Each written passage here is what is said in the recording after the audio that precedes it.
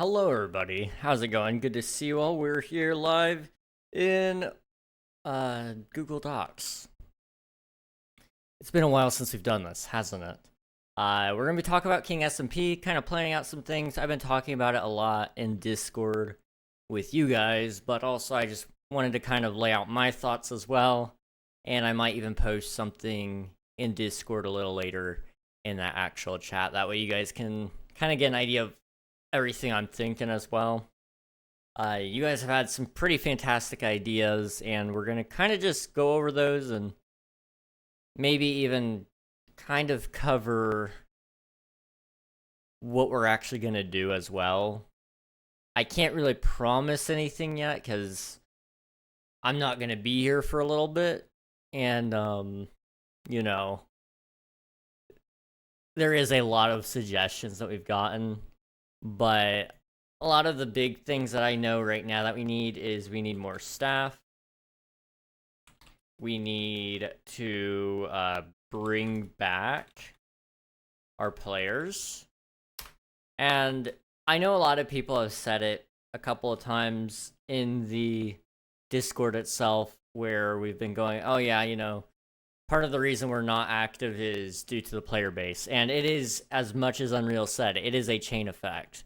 When one person quits and, you usually have 10 players, well, when one person quits, that's 10% of your player base that leaves.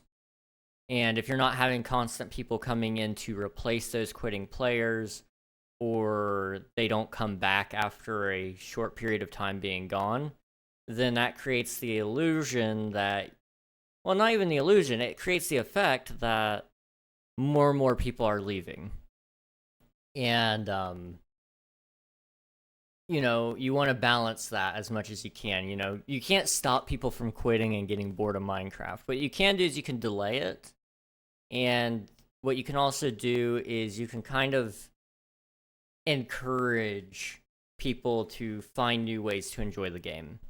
And so that's kind of what KSMP is going to try to shift towards, if I can. So one way I want to bring back players is monthly events,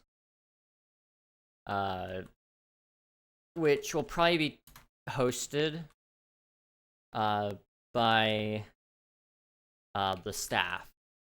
And that will kind of help with our player, moderator, admin relations, ideally.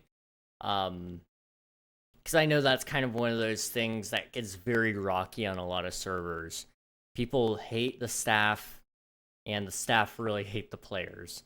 If we could do something with the events that makes it so staff are hosting it and kind of being that bridge, ideally, that would kind of help it a little bit. One thing I also want to do is I think a monthly slash bi-weekly build contest might help as well. Because one thing that KSMP is kind of about is building. And maybe that's what we need to tackle first, is deciding what KSMP even is, right? We kind of have a very loose mission statement. For those of you who don't know, oh, by the way, I found my key, guys. It was right out in the open. I've been looking for this key, like, all day. I've been like, I don't know where it is. I can't find it. It was right out in the open. Oh, well. Anyway, there is a mission statement for a lot of companies, and to explain what that is, it's basically, this is what we believe in, and this is what we want to do. Here's how we do it. And so, for KSMP, what we probably need is to write a mission statement. And that would probably help a lot. I think that would quite possibly bring a lot of purpose to what we do back into things. When it was just me and Unreal, we both knew what the mission was. There were times where we would get a little bit off course, and so that's where things like the custom items kind of slowly went towards, it stopped being about the mission statement and kind of drifted out into its own little category, which isn't bad. You can't have things like that, and that's fine. But it did drift out of the original idea of what the server was supposed to be. So it kind of, a mission statement isn't really supposed to limit your creativity, but it's supposed to give you the means of generating ideas more so. How can we achieve our mission in a different way? That's kind of what we're going to try to go with there. Congrats on grabbing first, by the way, Admiral. Hello, Ghost Knight. Hello, Ort. How's it going, guys? Good to see you all. King SMP on Wednesday, that's crazy. I don't know why I'm just now getting around to these messages, but hello, guys. Good to see you all. Yeah, we're just going to be talking about King SMP today and kind of planning out things for a little while. I was going to do an art stream today, but I've been very, very busy. I've been running all across town, doing different things with my family, making sure they can get to all their appointments. What else was I doing? I was doing some kind of not quite administrative tasks, but we can call it that as well. So now that I'm here, I was like, oh, I don't know what I'm going to draw. So I decided art streams actually require a little bit of planning because I got to get myself into the right mindset to draw. And then I also have to figure out what I'm going to draw. So I figured King SMP Planning has been on my mind a lot lately. It's been on your guys' mind a lot because I threw it out there on Discord for you guys to help give me ideas. So here we are. Here we are. Okay. I see some hydrates there from Pi and Mumbo's trusted advisor. Here's your hydrates, guys. Hope you guys are well. Mr. Kong, I have to appear. Hello, Mumbo's advisor. How's it going, man? And a hydrate from Ort as well. 2 hydrates from Ort. 3. 4. 5, okay.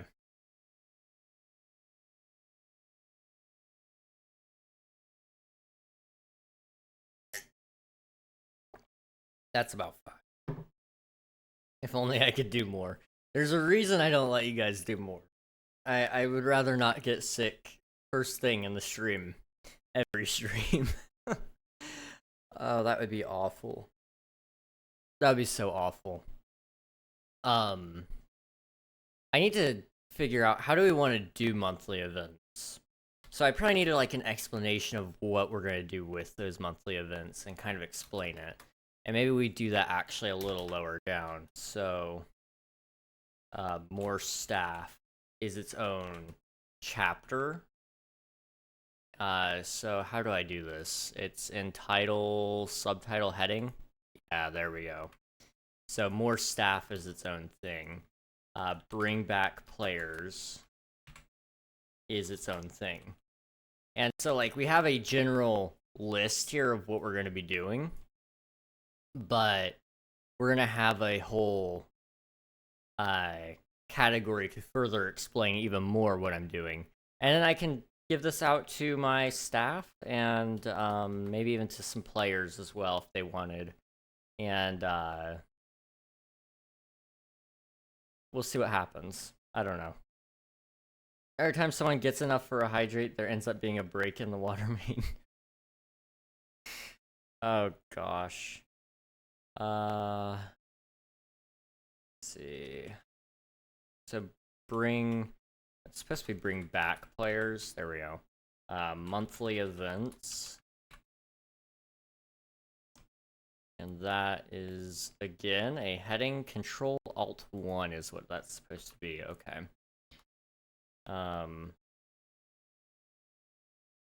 Posted. I'll probably throw that under monthly events.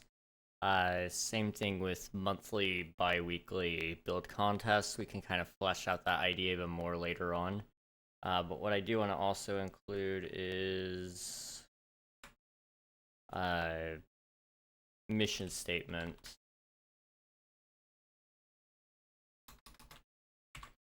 Okay. There we go. That should help out a lot anyway. Did you say way back before the new year that you were stepping away from the server, or did I experience a hallucination?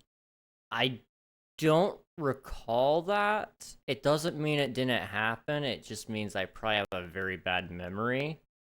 I probably said something similar to it in the terms of I'm gonna take a step back from uh doing it all. Because it becomes a lot. The truth is, it is a lot. Um, and I did, for the most part, kind of step back from doing as much as I was doing. Um, but I think the server really needs me to step in, and then I can step back out after I have more help in in the uh in the way of um in the way of advertising and stuff.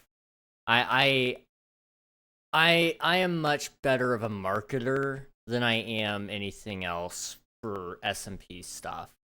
So I'd rather focus my efforts on marketing our SMP to show it off to other people and bring more players in than for me to sit there and try to figure out everything when I know there's people better suited for that. Because I remember leaving the server after the stream thinking it was ending. I might have been getting ready to go on a break, or if that was after the April Fool's Day video and stream, then I did say I was quitting. So it may have been that. That was something I said, but it was all for April Fools. I'm not quitting anytime soon. So let me kind of write what I mean about more staff. So we need more staff to help run the server. People who can take on each task and focus on it individually. That's definitely not how you spell it. There we go.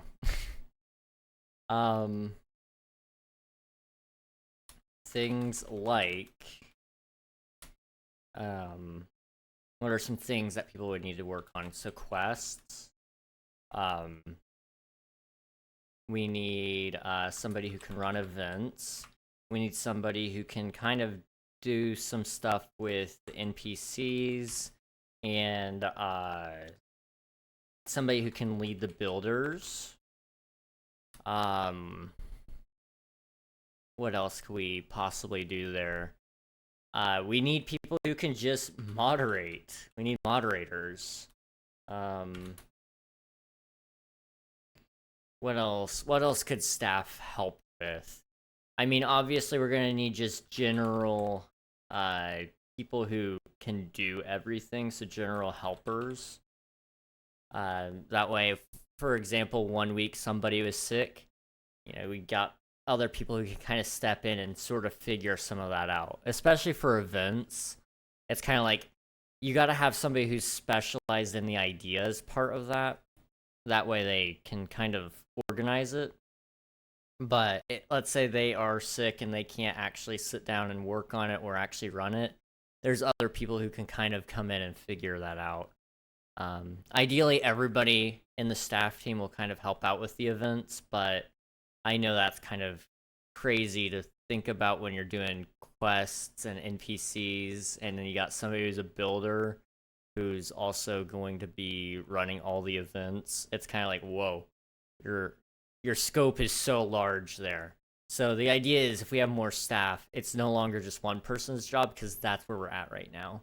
Unreal was the only person working on all of that. We did have other moderators, but it was easier for him to just deal with it because he knew it was going to be done right, and he knew he was available. He didn't have to wait on somebody else to get on and maybe do it. So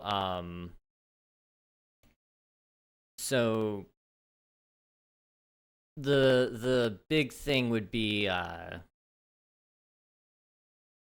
more so filling out these 4, and then these 2 can honestly be taken over by these 4 as well. If you can do those 4 things, chances are you're going to be an okay moderator and general helper. Because everybody should know a little bit about everything, because they're going to be able to help out other players with what they're doing. But it won't have to be necessary. You won't necessarily have to sit there and moderate the entire time. And I think that's part of it. Is we probably need to make it so that part of being a moderator is you help with other things. Whether that be, okay, yeah, we want you to brainstorm events, and maybe you guys can help us run events. I think there's a lot of people in our community who could step up and really help up with some of that stuff. So there will probably be a document sent out later on for people to apply to become staff. I don't know if I'll accept any or not, but I'll definitely go over it. One thing about more staff, what about temp staff along the lines of helper powers, but this one specific event, we trust you and need some help. That's not a bad idea. Temp staff. To keep it in format, I better do that. Okay. Is there any other types of staff that we might want or need? I mean, we can just put like a etc. there and call that good. So I need more staff to help run the server, people who can take on each task and focus on it individually, things like quests, events, NPCs, builders, moderators, general helpers, temp staff, etc. This will take a lot of the burden off of individuals and King and free them up to do other work.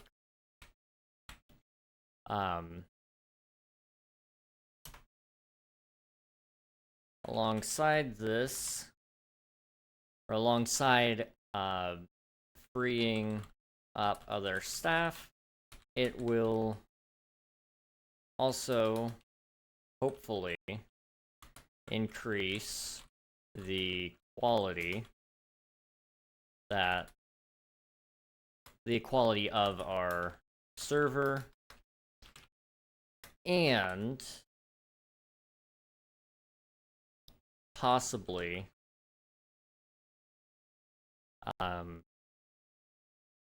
increase our player count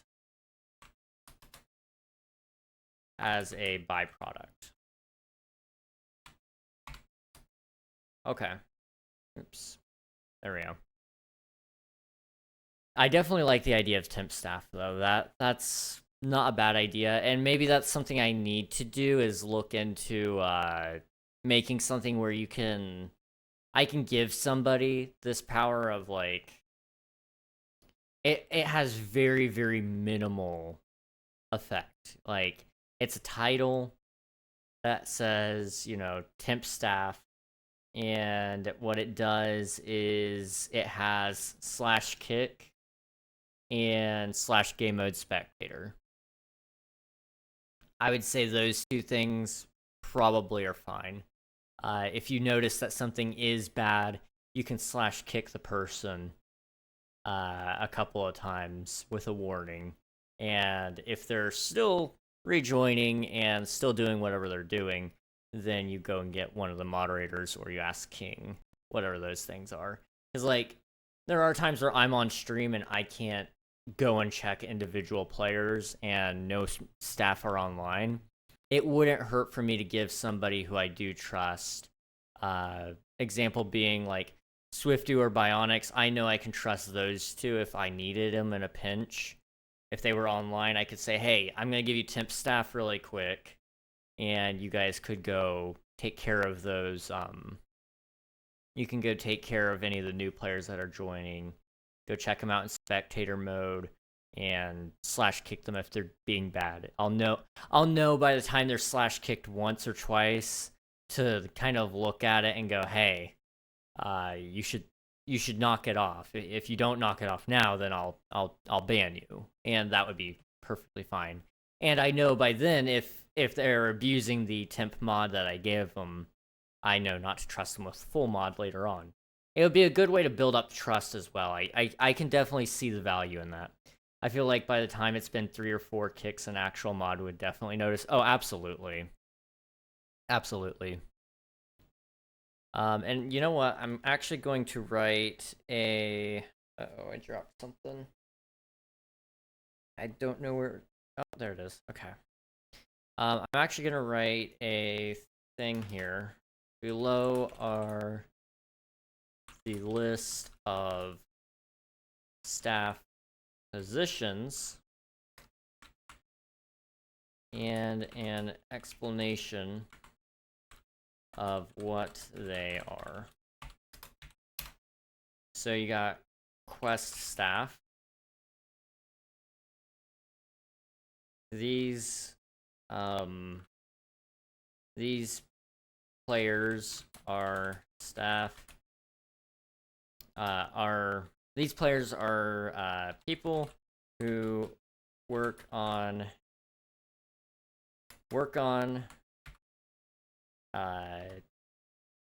who add, remove, and edit, and test all quests, ensuring that the core gameplay and I'm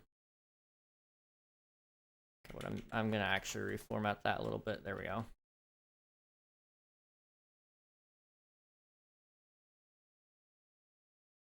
Core gameplay and balance are not disturbed by the system. They are important to the server. Well, hang on. I'm trying to think of how to explain quests and how that would fit in with the mission statement. The mission statement is more so kind of like it's shifting now, I would say, but it's still very largely the same of we want a safe community that's family friendly. You know, I want all ages to be able to join.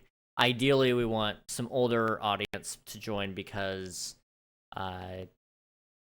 you know, that gives us more staff opportunities. We try not to employ people under the age of 13 because one, I don't know how they get there.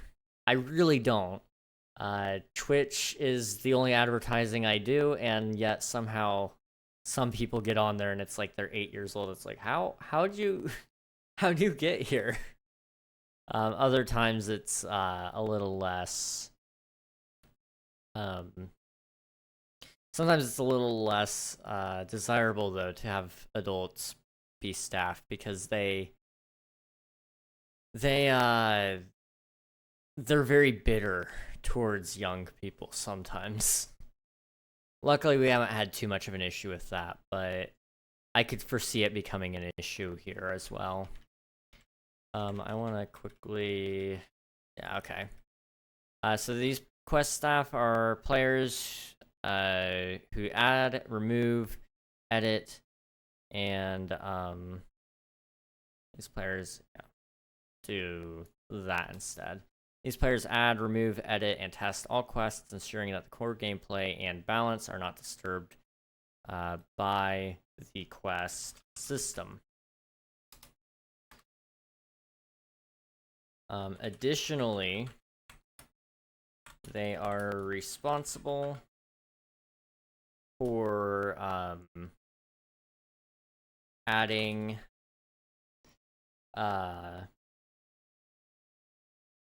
Or additionally, they are responsible. Trying to think of the right wording here. They're responsible for special. We'll leave that down there as like its basic form, and then we'll kind of explain it a little bit more. So right here, right? Quests are designed to be a fun way to, I think, like, quests are designed to be fun while still maintaining some amount of challenge.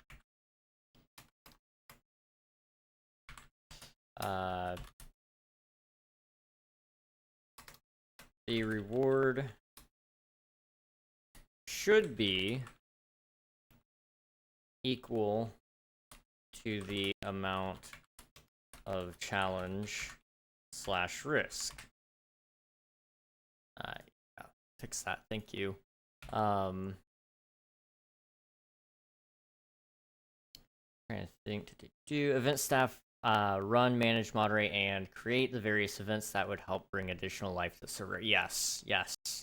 That is pretty spot on there. Trying to help you write some of these. Thank you, I appreciate it.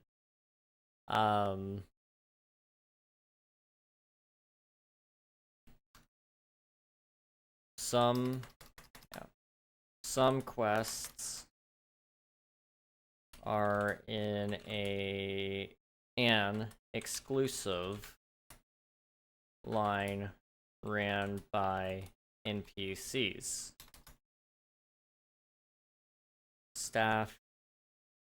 Quest staff should be able to work with other teams to help make their goals and finished products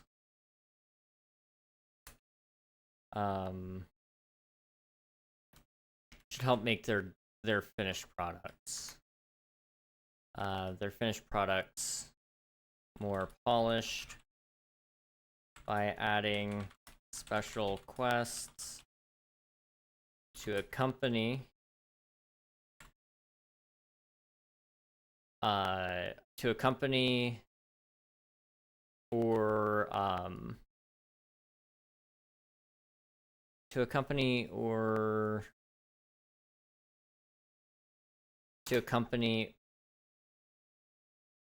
yeah, just to accompany their event NPCs or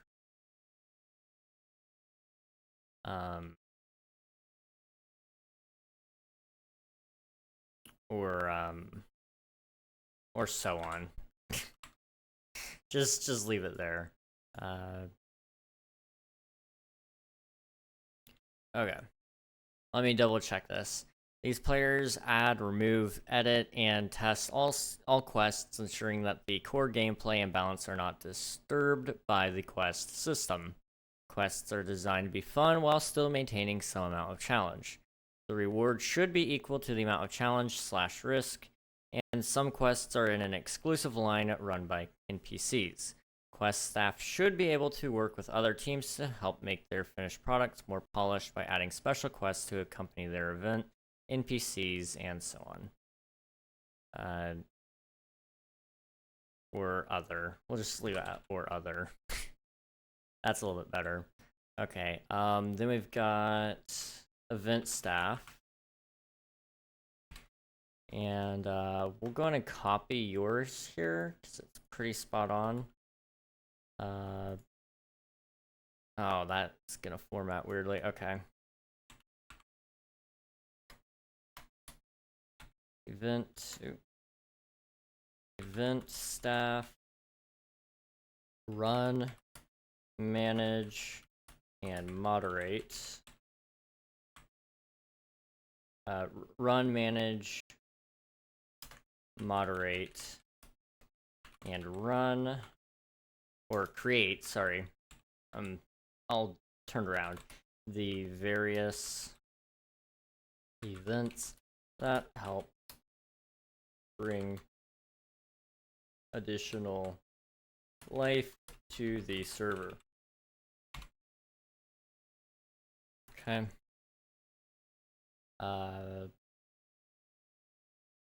You could have just copied and pasted it. It wasn't formatting right, so it was turning into that, which I could have left, but I like it looking kind of more consistent. I know what's wrong with it. I'd have to, can I do that? No, okay. I think if I do this, yeah, I could have done that. It's still off though. Still not the right colors. I have a plugin that I have a plugin for this to make it all dark mode. So it's it doesn't play nice with copy and paste from other sites usually, which is dumb, but it is what it is. Events should be a fun gathering that would draw in a larger a group, just a group of players onto a server, usually happening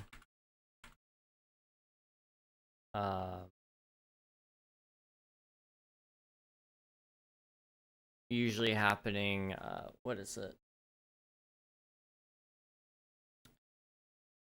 Once a month.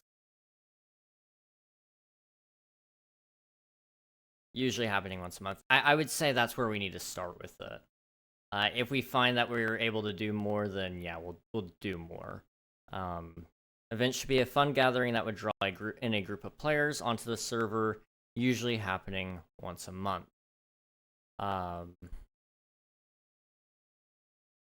What else?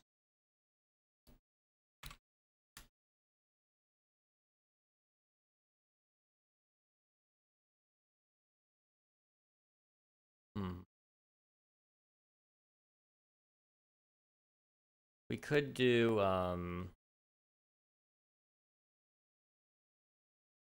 I could go ahead and put in like the build contest under this as well, because they would probably be the event staff. These events will also, or yeah, events, okay, usually happening once or twice a month. So if I spelled twice right. Some examples of events are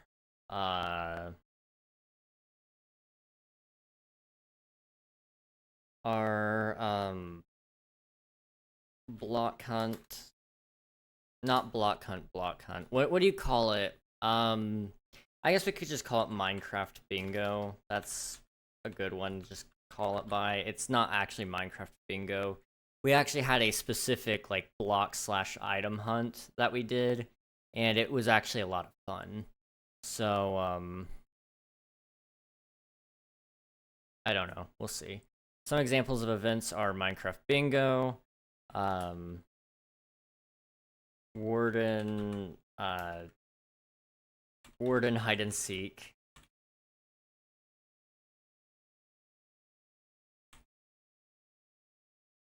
and build competitions.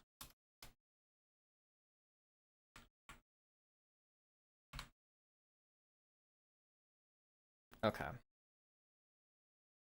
Then we've got, what's next? NPCs, NPC staff.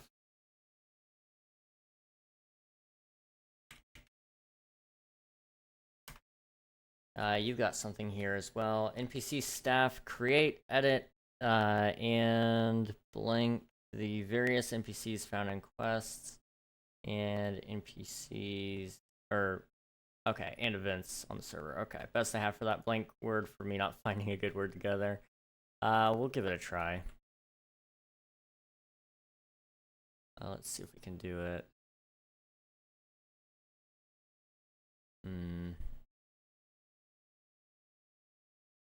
Custom color, maybe?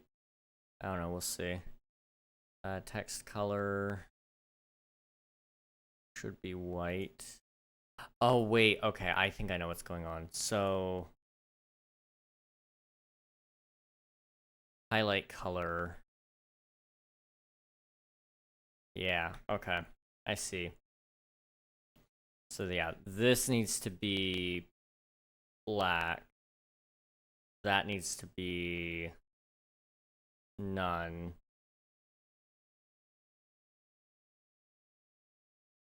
Is that the right color? It's ever so slightly off.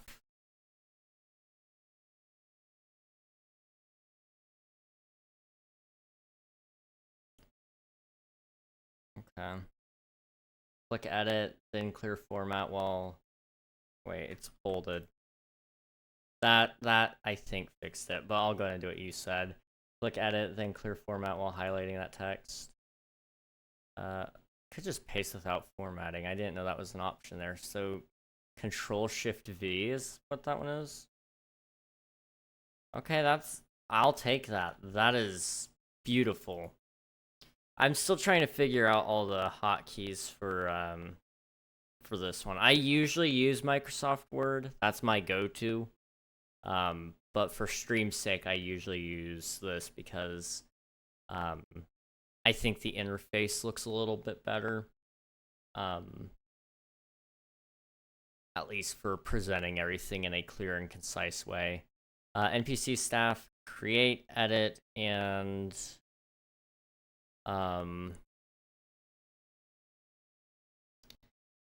do maintain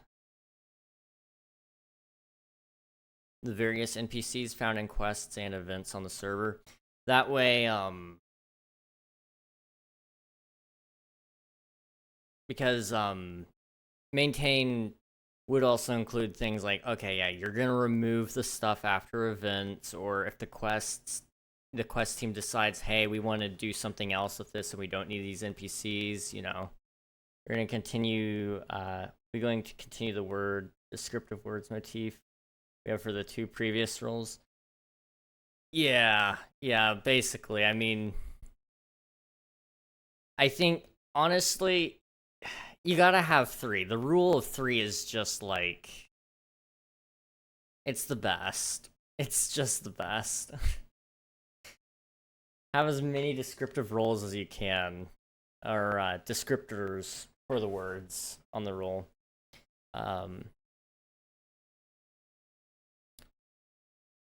NPCs should be an engaging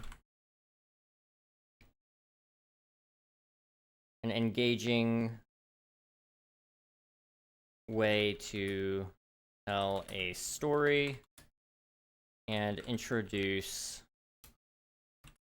players to a concept or a quest line.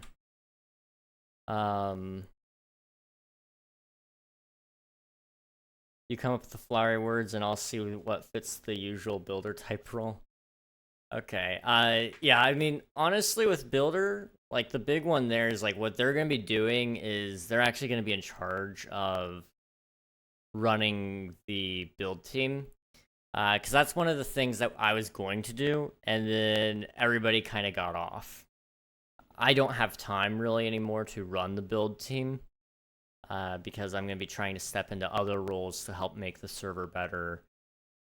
So I'm going to see if I can get somebody else to kind of step into that role and go, hey, I want to be in charge of like making sure our build tasks are staying on target and that kind of stuff. So with them, they're going to be kind of more of a planning rather than a, hey, I want to, um, hey, I want to, do this and that kind of deal. NPC should be an engaging way to tell a story and introduce players to a concept or a quest line.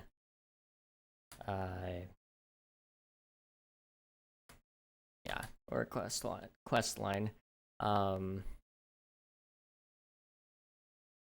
What else do we want to mention about NPCs? I mean, there's not a whole lot to go on about there. NPCs should not or NPCs should rather still fit as closely as possible into a vanilla setting. As much as yeah, there you go. Thank you, Mumbo. That is precisely what I'm looking for there. Yeah. They should not interrupt the normal flow of game progression if they can, yeah. Control Shift V. There we go. So NPCs should not interrupt the normal flow of game progression if they can. The NPCs should be completely optional and not interrupt the normal flow of game progression if they can. I think that really adds to the weight of what we're trying to say there. So now we have builder staff, which I should format it correctly. Build staff. Okay. Build staff. Oh, there we go. Build staff. I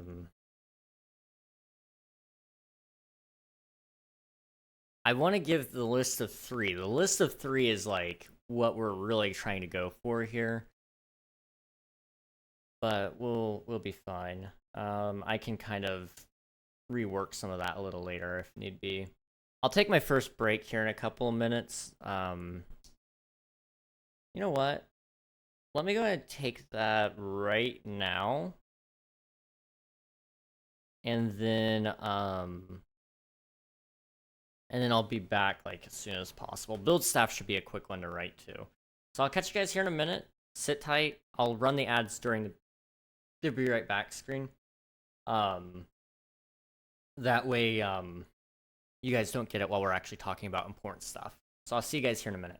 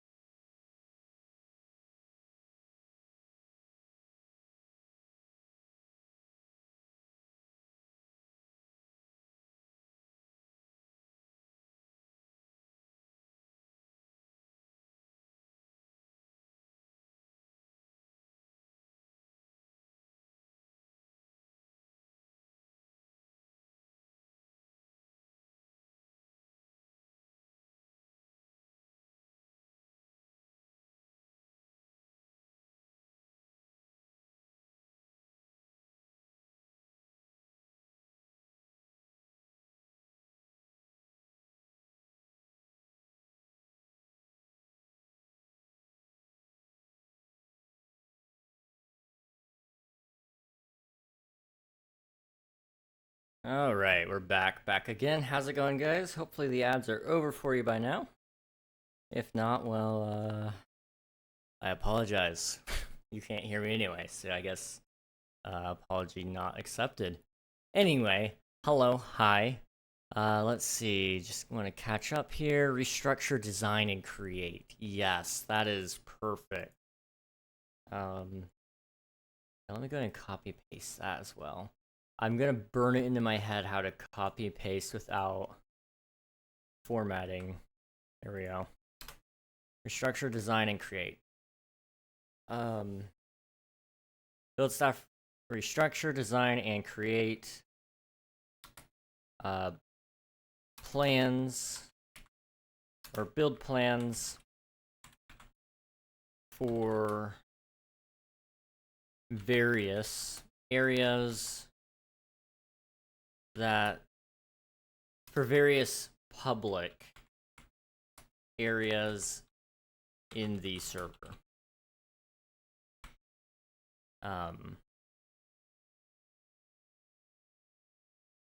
Builds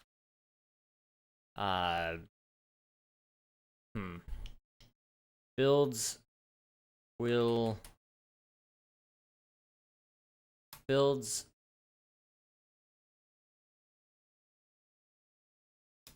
the type of builds that build staff are responsible for. The type of builds that build staff are responsible for are things like spawn, outposts, event areas. I'm gonna capitalize that since it's like a place. It's not a defined place, but it is a place nonetheless. What did my mom post? Okay. Event areas. What else would they possibly be making? And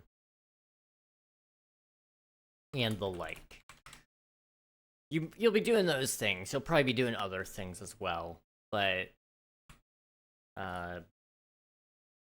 oftentimes, more often than not, since this is a SMP, the builders and build staff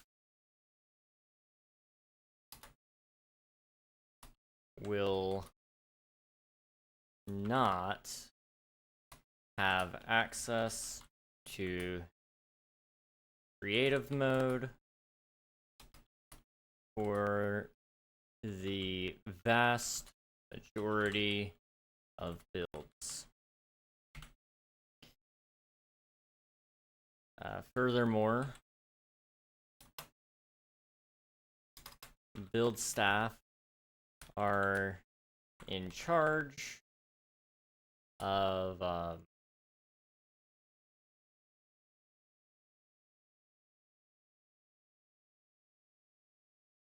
build staff are in charge of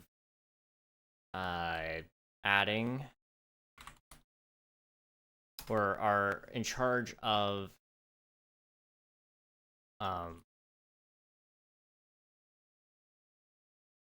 what am I trying to say here? Essentially, they are leading the build team who aren't in a staff position. So they're essentially the appointed leader. Furthermore, build staff are in charge of leading the normal players who are a part of the builders. They don't actually have an official name. By the way, NPC role doesn't have a space before the words like the other role does. Oh, thank you. Thank you. That would have bugged me had I found out later on. It's a very small formatting thing, but it's so important. Okay, I think that's good for build staff, really. I mean, it kind of explains what it is in a very quick and concise way, and plus, I will add more to these as I'm ready to bring people onto that role. Quite honestly, we're probably not going to have anybody specifically in charge of NPC staff. It's just, if you're part of the event staff, you're probably going to be an NPC staff as well. Maybe bring build staff down to next page. I might, but I might add more up here as well, or possibly even remove stuff. Because quite honestly, I'm kind of thinking bring that down one. Yeah, there we go. We'll run it like that for now. I think that'll pretty well shows what we're trying to do anyway. Alternatively, we space out these instead. Well, actually, that gives me perfect spacing to do that. Awesome. Okay, that makes it feel a lot less like a brick. I don't want people to look at anything in here, which, honestly, nobody's gonna be looking at it anyway. But, if somebody did come in here to look at this stuff, or I was showing it to somebody else, I don't want them to feel like they're reading a literal brick of text. It's gotta be something that you can kind of look at and go, okay, yeah, this makes sense. You know, I don't can actually bring down build staff a little bit as well. Okay, so build staff, what do we got left? Moderators, general helpers, temp staff. Okay. Moderators. What was the other one? I'm sorry, I'm forgetting. General helpers. And then temp staff. Okay.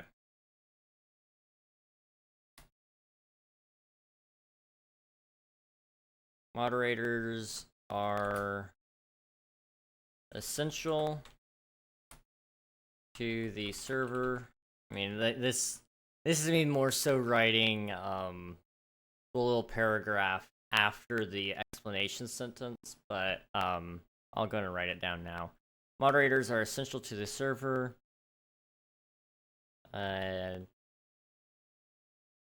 Because they keep all the because they interact and they interact with and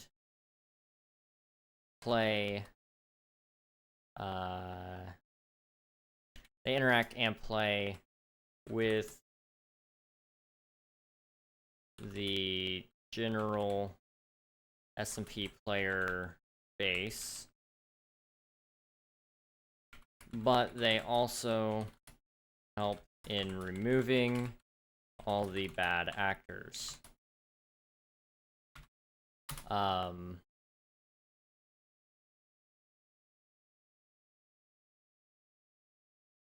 These staff members are key to keeping a good staff to player or a good staff player relationship. They should be able to keep a level head and ideally should diffuse any situation should it arise. I cannot spell today, my goodness. Okay. Of course, I have something ready for my little suggested role. Temporary staff are members of the server that are promoted for a time to help keep the peace on the server when the majority of staff are otherwise occupied. I love that. That is perfect. Let me go ahead and Control V it there. Oh, I see. There we go. Okay. Okay. And then general helpers, essentially, all staff. I'm on the wrong one. Okay, all staff fall into the role of general helper. In this role, or in this staff position, I don't want to put you in here because all the rest hasn't been using the you language. It's kind of an explanation of what it would be if you were talking about it to somebody else. The internship role of staff is what I usually see helpers being. Yeah, it is essentially all staff are general helpers. They are kind of like, they pick up the slack in other areas. In this staff position, I don't want to use staff again. In this staff position, general helpers, I'm just going to do GH. So GH there. And then we'll put it in here, GH. That way it's short to write. And I'll even bold it, that way it's pretty clear of what it's supposed to be. GH. In this staff position, GH are expected and should help pick up the slack whenever a team member or whenever a team member or king require it. General helpers, control B, GHs, are trained in a little bit of everything and usually have a heavier focus in their main task. Kind of something similar to that, yeah. The square problem. All staff are general helpers, not all helpers are staff. Yeah. Yeah, it's kind of one of those things like temp staff. It's like, okay, yeah, we're here to help for probably like 2 hours, 3 hours, you know, kind of that sort of deal. General helpers are these people who they kind of help pick up the slack in what I'm seeing here. So like if, for example, we need moderators and I've got somebody currently working on quests and he's like, hey, there's nobody online to moderate right now.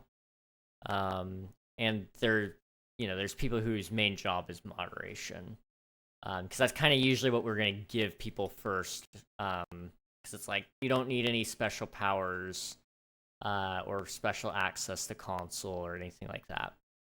You kind of go ahead and look and you go, okay, well, in this case,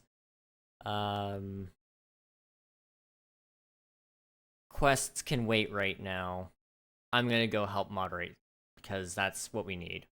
Or a moderator might go, okay, you know, we've already got 3 moderators on the job right now and we've got 10 players.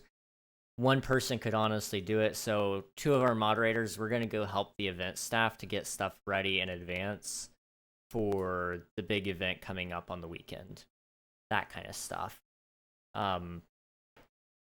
You know, everybody falls into that role, but it's a specialized role in the sense of like, you know, I'm not trained for this, so I don't know everything to know about events or everything to know about quests, but I can tell you guys need help right now. I might be a good person that can help for an hour or two, but I'm not trusted nor known enough to be part of the staff, so I'm probably temp staff. Yeah, usually, like, temp staff are the kind of people I would trust, like, hey, this is something I need to do, like, right this second. Don't expect to keep it for very long, kind of deal. It's not, like, anything too crazy. But the good news about temp staff being an actual position that will be there is, like, it kind of helps build up your resume with us in terms of like, okay, you said you can do stuff, let's see what you can do. And then like, that can go in other places as well. So, you know, honestly, it's one of those great things where I think we'll be able to utilize a lot of people with that. And especially once the player base grows a lot more, because it'll kind of go, okay, we need temp staff right now. And it'll go, okay, that's happening a lot more often. Who's our usual go-to temp staff? Okay, then we'll go ahead and pick up Mumbo's trusted advisor for being a moderator, and they've done a great job so far. So they'll start out as moderator, and we'll kind of train them as we go on some of this other stuff on depending on what they want to be. If you wanted to help with build staff, I'm sure there's plenty of spots open for that. That kind of stuff.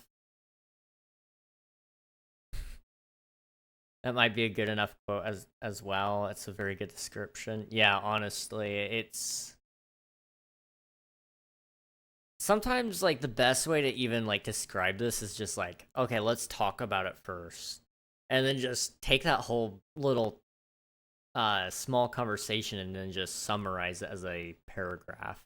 What was the content of that conversation? Okay, it's about how build staff are this and how temp staff are this and so on and so forth. I'm just gonna say it, never give me a position of power. Noted. Okay, I think that's a pretty good explanation on everything that we need for staff at this moment. I'm sure we'll have more staff later on. Our event staff are kind of like your community, they're kind of like your community managers, or if you speak in college education terms, they're like your admissions counselors. They're the kind of people that go like, hey, this server is really fun, we're cool, you guys should really like staff, we're cool people, I promise. So that's kind of what I'm imagining event staff also encompassing, but it's not necessary. Like I said, moderators are like the big one there because these are the people who actually play with the players most, ideally. Like ideally I want all these people to be able to play. But I don't know. We'll see. This dude made a good base. Maybe we should see how he would do on the build team. New helper. Exactly, yes. Yeah, it's one of those things where it's kind of like and that's one of the things we actually do have. We have a build team. They don't do much anymore, but we used to have SMP builders, and these are people who actually do work on the outposts and the spawn area. However, like I said earlier, most of them kind of fell off the face of the earth for a little bit. They're slowly coming back now, which is incredible. Wasn't expecting to see some of them again, but some of them are coming back, which is awesome. And I think a lot of the other problems with Builder right now is, like I said, nobody's there to help organize it. So if we could have somebody that's actually there to organize and kind of go, hey guys, like what is everybody thinking for this week? Here's the projects we got. Does anyone want to take on any of these? And I think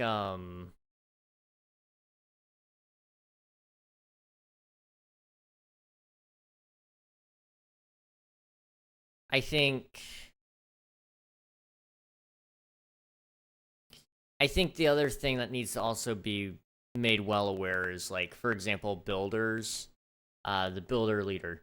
He needs to be willing to step up and say, okay, I'm going to do the building today because nobody else wants to do insert task here.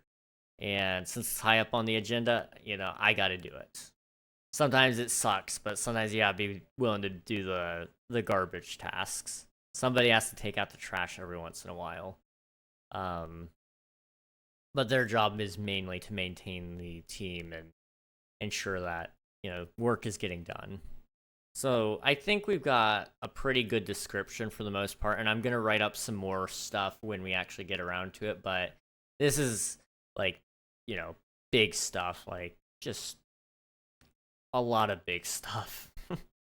And I'm trying to keep it as small as possible because when I come back through here, I don't want to look at it and go, whoa, I need to do so much.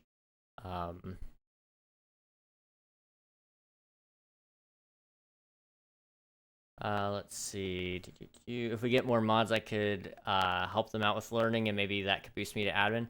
Honestly, you might be boosted sooner than you think. I'm not gonna promise anything. It just kind of depends on where you really see yourself wanting to go.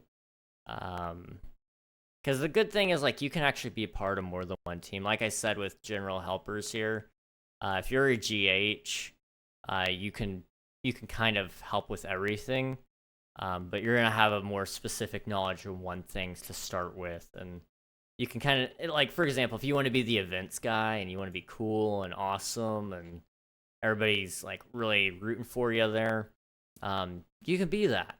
And as you kind of master the event staff stuff and you're keeping up with your deadlines, you can go, okay, I'm gonna go help the quest staff a lot because they're struggling to meet their deadlines for they need 5 quests every month, and that's proving to be difficult to come up with ideas. I'm gonna go help them, and as you help them more and more and more, you can kind of become an official quest staff guy. Power grabs are a great way to tell you why someone should not hold power. Yeah, that's usually the case when people are rushing for it. It's like, yeah, I don't know about that, man. Now I will say, Pi is actually a really good mod. He's been with us since December, I think. I think it's been since December. I don't remember. It's been a little while, but he's been with us for a while, so that's why I'm pretty trustworthy of him. I think he'd be good, at least in some sort of admin position. Let's see. Maybe put in the description of each job that only the lead can go randomly recruit a player to the team. Yes. Yeah, that'll probably, it'll be in there when we actually have a staff rules guide. More so with like temp staff, there will probably be a temporary role for each one. So temp quest staff, temp event staff, temp NPC staff, and so on and so forth. Only the lead of that role is going to be able to say, hey, I want I want Pi to be my temp NPC staff because I need somebody to kind of help me set these guys up because I'm really behind. And I think, honestly, that would be a great way to have players come back into it, because I think there's like this disparity here where some people think, mods are this high and mighty group who, look down upon everybody, when in reality it's like, hey, I need your help right now. Can you help me? Having these extra roles where people can kind of drift in and out of them, it also gives you guys a chance to prove that you're responsible or to learn responsibility. A lot of what I've learned over these years as running a server is, a lot of the time, the people that you see that are irresponsible are just not given a chance to ever learn responsibility. And so maybe having some people who are in those temporary positions can, like, it can kind of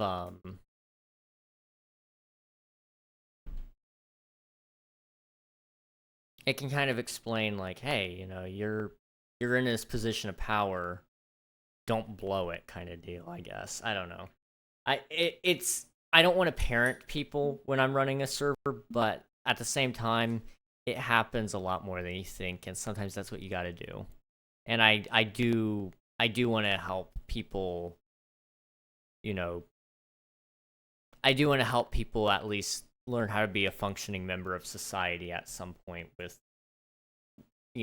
helping run the server. July of last year, became a mod in December. Wow, it's been a long time. You've been with us for a full year now. Wow. It's crazy. That's crazy. A temp staff member is just as weak as the other players, if not more, due to scrutiny. Absolutely. Yeah, I mean, essentially, when you're a temporary staff member, one thing you get is kick.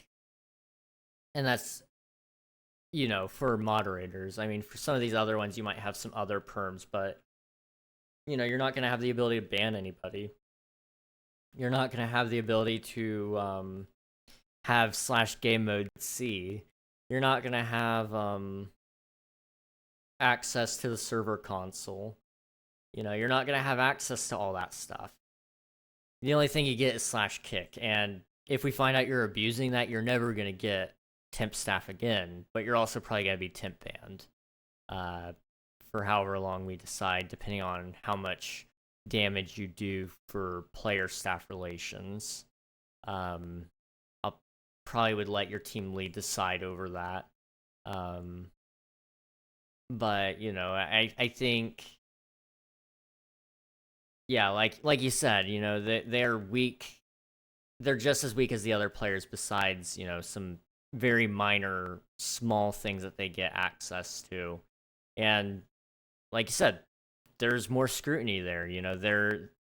They're seen as this, they're somebody being brought up to a level of responsibility, and they're being watched closely.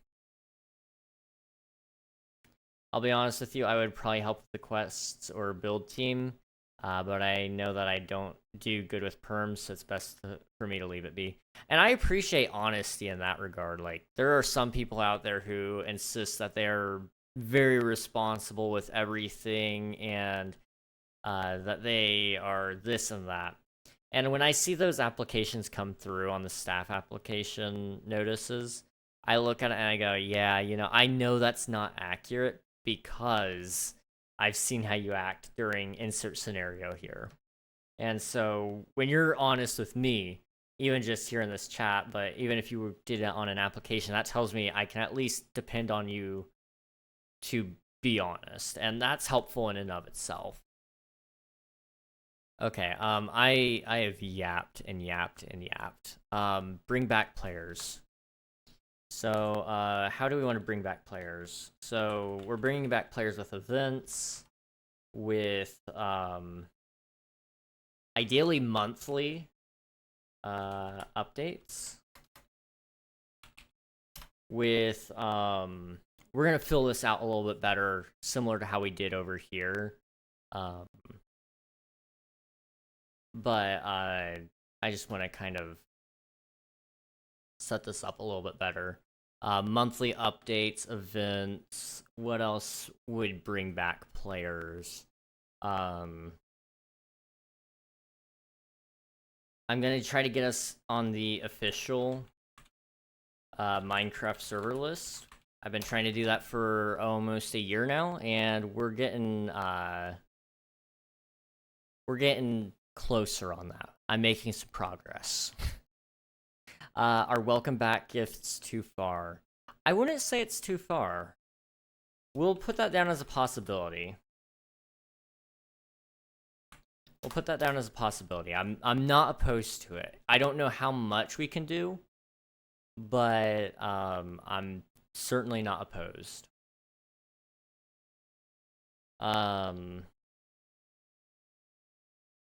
What else? If I were a player who was burnt out, didn't even want to open Minecraft, that's the audience we're trying to get to. How would I tell them, hey, we want you back, and you know, we want you to come back and play on our server, and we're gonna have a good time. We probably need something like a community project. Things that the community can work towards together. And I don't know what exactly that would be, but some sort of project maybe that we can kind of do every once in a while. And maybe that's what the build team kind of helps with a lot of also is, you know, hey, we want to build a town together. And, you know, for this quarter, we're going to do a big town. And then the next quarter, we're going to do, I don't know. We've already done another hub. It's not done, but we did do another hub. I'm trying to think of some other ways you could just do a lot of that kind of stuff. But, you know, community projects would probably be a good way. Quarterly community projects. And like you said, amusement parks. That would be a great one. Yes, absolutely. Maybe, you know, one of those is like a lounge. I've been talking about this for a long time. I want a VIP lounge, somewhere that only VIPs can go to. It's not anything in specific that makes you have an advantage over anybody else, but if you have VIP on Twitch, if you have a sub on Twitch, if you have trying to think of what else.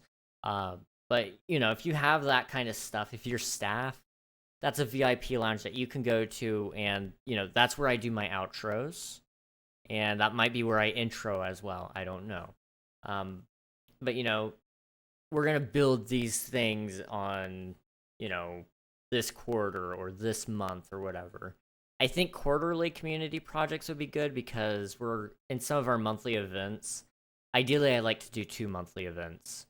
So you do one that's a build contest, and we do that, you know, every month. At the end of the month, we kind of review it and go, hey, this player won, and we're going to give you this as a prize of some sort. And then there's also going to be one that you kind of play as a game together. But the monthly build contest, it's kind of more of a it's kind of a thing that you do throughout the entire month, or however many weeks we decide. It might be 2 weeks of that. That way people still have time to build their other stuff. I don't know. I haven't really thought that completely through. It's in my mind.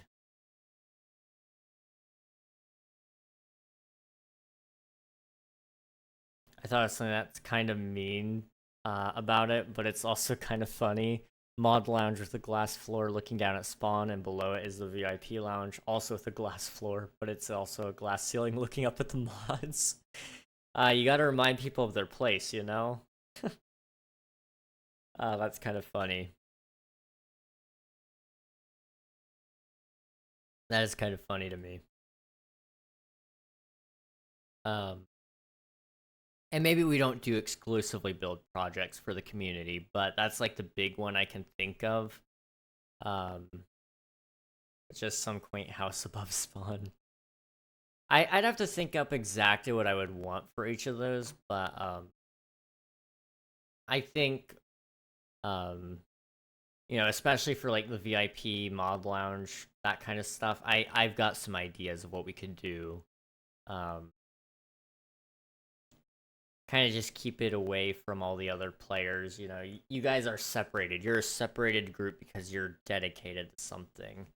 If you just wanted a space to run around and just like goof off and be away from the normies, there you go.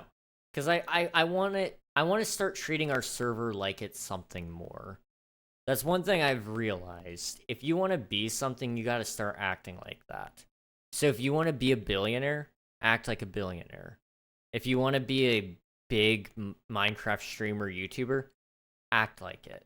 If you want to be a big SMP, you got to start acting like you're a big SMP. So you got to do big SMP things. You got to start setting aside your dedicated player base to becoming you know, something that everybody else wants to be. Because that's the thing. If big SMPs have a dedicated player base, so you got to reward your dedicated player base. And that's what I really need to set up here is a reward your dedicated players. Because that's how you attract new players into becoming longtime players.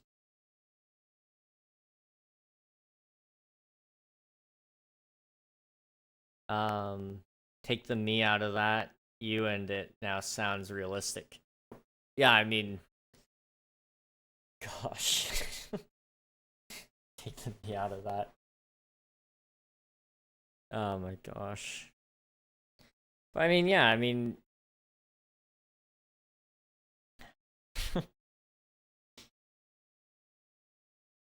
okay, I'm liking what we've kind of started to come up with here.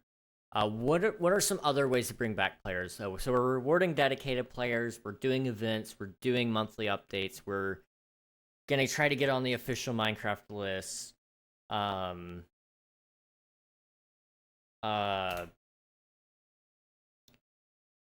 Utilize the Discord better. We need to utilize Twitch and YouTube better.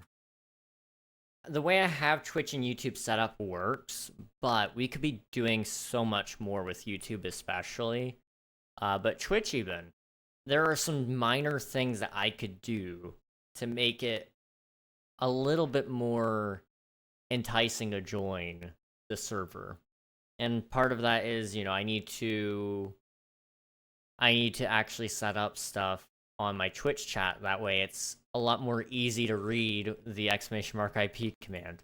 It is a text block. It needs to not be. It needs to stop being an advertisement because the advertisement itself is that it's an SMP. I don't need to leave anything there of, hey, this is a Java Bedrock crossplay world. That's for me to say, and that's for my mods in chat to also say. All people want when they put in !IP is the Java IP and the Bedrock IP. Anything else you want to do? If you're like, how do I join on Xbox? There will probably be a command saying !Xbox, and it says, hey, there's a whole bunch of stuff that you need to know here. Just join the Discord. It's better there. All major servers have to some extent made the hub separate from the survival or creative servers. I would love to do that. However, that costs a lot of money. But yes, ideally, we're actually going to have a survival creative server, and there's going to be a hub that connects that. And later on down the road, I'm talking minigame server. I'm talking with the creative server, it's going to be a creative plot world server. And you know, we're gonna be expanding from just being an SMP, but it's gonna take some time to get there, I think. But absolutely, once we're a multi-server network, yeah, we're gonna have a hub, and the hub will be, you know, there's gonna be several hubs of, hey, this is where our exclusive group is, where these people, you know, they have over 1,000 hours on the SMP. Or something like that, you know? I think that's probably what we would probably do with that. Minigame server for now could be a selected area, world edited to be flat so people can build minigames in that one section. We do have a minigame area in our SMP. It's just not well utilized, and part of it is there's no good way to make like the big mini games. So I have some mini games I want to do that would make our minigame server unique, but they are not by any means survival friendly, nor are they possible without massive amounts of command blocks or plugins. Where I would rather not do that on the SMP because there are people who break that kind of stuff all the time. The people who fly, those are the worst. They tend to break a lot of that stuff. trying to think of what other things we could do to bring back players. What is something that no other SMP does but should? And you know what? It's been a while since I've done this. ChatGPT probably has like a slew of ideas. Let me see if I can log in really quick. Been a while since I've logged into him. I want to log in using my Google account, please. Thank you. Okay. My Minecraft server is undergoing a large update. What are 50 things a large SMP does that... What are 50 things a large SMP does that makes it better than all the rest?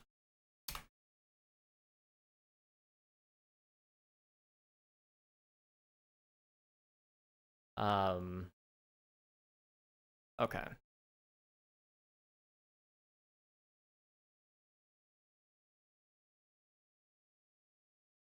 I know how much mods debilitate the server, but is there some way to add Twitch compatibility to you while you're streaming? To some extent, yes.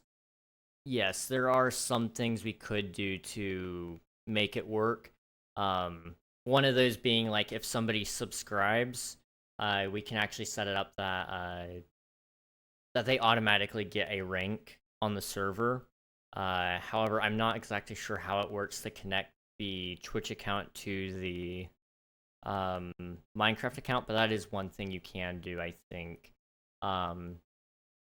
If you're talking more so about, like, where they interact with the game itself to, like, spawn mobs, I've seen some servers do that.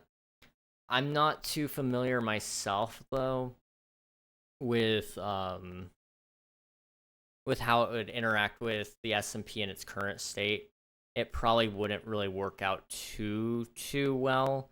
However, later down the road, we might be able to set up something like a server where people can actually... I don't know if this would go against TOS, so I'm not suggesting that we actually do this for a Minecraft server, but make it so somebody can pay to unleash, like, you know, creepers upon every player in the world or something like that. It would be kind of interesting. I don't know if we could do that or not, but I don't know. It's intrusive as heck unless you run it right. Connect the Twitch account to the Microsoft account, which is the player. Oh, I see, yeah. I don't know if there's any mods that do that by default. I wouldn't know how to write one, though. One thing we could do... One thing I could do is you have to connect your Twitch account to your Discord account. You do have several ways where you can connect your Discord to your Minecraft, and that would probably fix a lot of that. It would be several steps that a player has to do, but it wouldn't be the worst. Minecraft bans pay to win, but not pay to lose. Yeah. So we might be able to do something like that. Because my main concern would be, you could look at that and go, somebody is paying to give everybody else a disadvantage, and they're not online to get that disadvantage. But the whole point of the world is just, like, it's just for fun. You're not building anything too crazy in it, and whatever you do to one person happens to everybody. So there might even be some things in there that... I don't know if you could do pay to win necessarily. I was gonna say, you could make it so that, like, you can pay for a buff, but it applies to, like I said, literally everybody. But I think I could probably get in trouble for that. I don't know. I have to actually read the Minecraft EULA and make sure, because they've defined everything so specifically. So I don't know. The rule for when a mod does an oopsie, you get sent to deal with Twitch, Discord, Minecraft rules stuff. Yeah. Yep. That looks right. That does look right. Oh right. ChatGPT. Okay, I asked it for 50 things that a large SMP does that makes it better than all the rest. So it says dedicated hardware, which we're getting, custom plugins, which it hasn't really said exactly what custom plugins would entail, but it says, that would be things like exclusive features and improved gameplay. Regular backups, I mean, we'll be doing that. We are still doing that kind of, sort of. Not the best, but we are doing it. Active staff, maintain a team of active moderators and administrators to manage the server. We will be doing that this coming update. Community events, host frequent events like building competitions, PvP tournaments, and scavenger hunts. Economy system, we're not doing that. I think it detracts from the vanilla experience, but I can see why people would be interested in that. We have shops. We use diamonds, not the other thing. Player ranks. Offer rank progression with perks to encourage player engagement. We do have player ranks that's tied to the quest system. I'd like to make several ways to get player ranks, so that way if you don't want to do a quest, you can do other things. One of those things might actually be we do add an economy system, but it's for people who vote. If you vote for the server on Minecraft, the Minecraft official server list, then you could get an economy which would allow you to buy a rank later down the road. That might not be a bad idea. That way it doesn't force people to do quests, but it's one of those things of you can if you want. Because I don't want quests to be a necessity, and I don't want it to feel like you're being punished for not doing quests. Whereas voting, I feel like people should be pushed to do that, because if you're enjoying the server, then we want other people to also enjoy the server. And so voting for it on those websites makes for the best chance for our server to succeed. 100k stone mine, you get the dwarf roll. Yes, absolutely. Things like that would be amazing.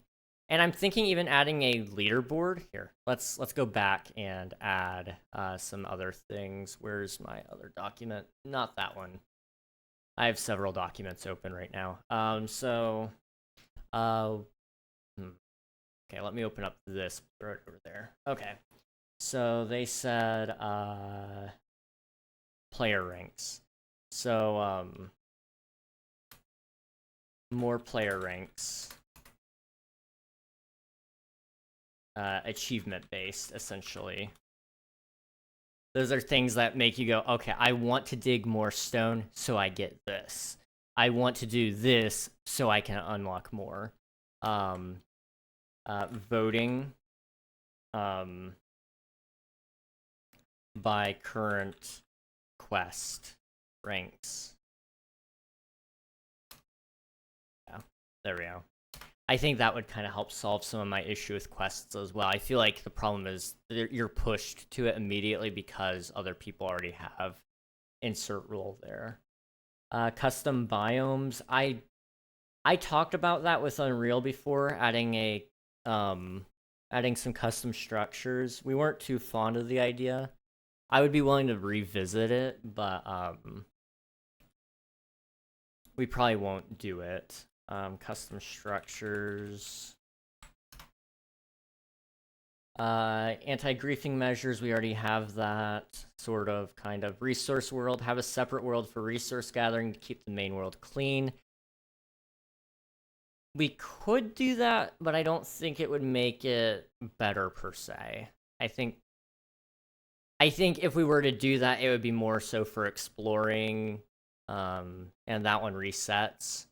But I don't want to have to try to deal with confusing people on that too much.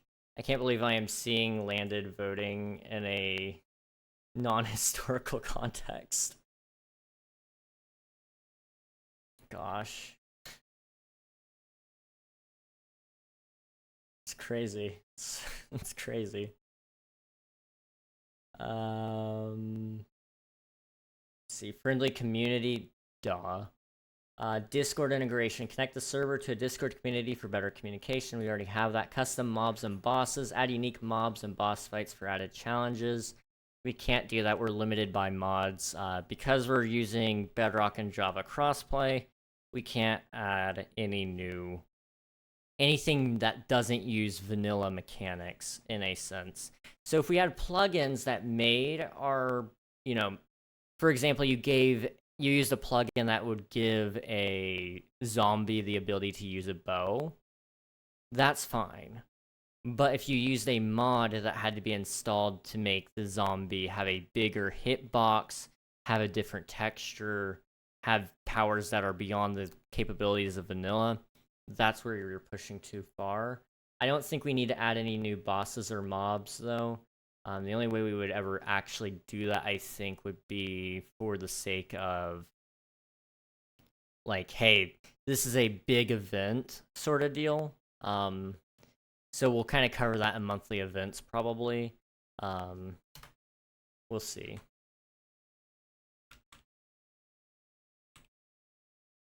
I'll throw that down there, just so I have access to it a little later. Quests and objectives, which we've already gotten quests. Seasonal events, that's gonna kind of, again, be down here. Seasonal events. Build competition. Just so I have everything kind of sort of there. Player shops, we've already got that. Voting rewards, I already thrown that down. Resource packs, we're not going to be doing that because, again, Bedrock doesn't really play nicely with that. The following is a joke. Question: can I get a role for helping with this? Just a cosmetic idea, man. Honestly, I think that's not an awful idea, though. Having an idea man role. I might actually, like, I'm not even joking with you right now. I know what you said was a joke.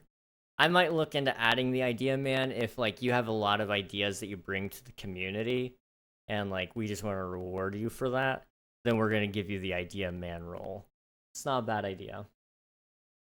Performance optimizations, regularly optimize server performance to minimize lag. We try that, but it doesn't really work with our current setup. Regular updates, we're already planning on that. Custom maps, create custom maps for mini games and adventures. We don't really have those with us right now. Balanced economy, that's kind of a part of the quest team's goal, I guess. Engaging spawn area design, an attractive and functional spawn area for new players. That seems to be okay. Tutorials and guides, provide tutorials and guides for new players. I'll throw that down, but I'm not sure that's really a priority because it doesn't really... It's hard to do with our current plugins and such, but I might look into that. We'll see. PvP arenas, we already have that. Land claiming is a thing. Survival challenges, we're going to be doing something like that. Community projects, I've got that listed. Player stats and leaderboards. Did I add that? No. Leaderboards. I've been wanting to add leaderboards forever, so that's kind of like something I'll probably do myself. The diamond economy works better than the iron, emerald, or netherite economy because you cannot farm diamonds in the same way as those three. Absolutely. Absolutely. One of the big issues that I have with a lot of servers is, like, they'll have that shop where you can do like /sell, and then you can sell off your iron, and it gives you an economy that you can work with that. I can get more iron from an iron farm in an hour than I can get with diamonds in an hour. So it's just like, why would I even sell my diamonds? Those are more valuable to me than the iron, honestly. So the diamond economy is just peak. The only issue you run into is with people who are not good with shops. They run in, they steal the diamonds, or you have people who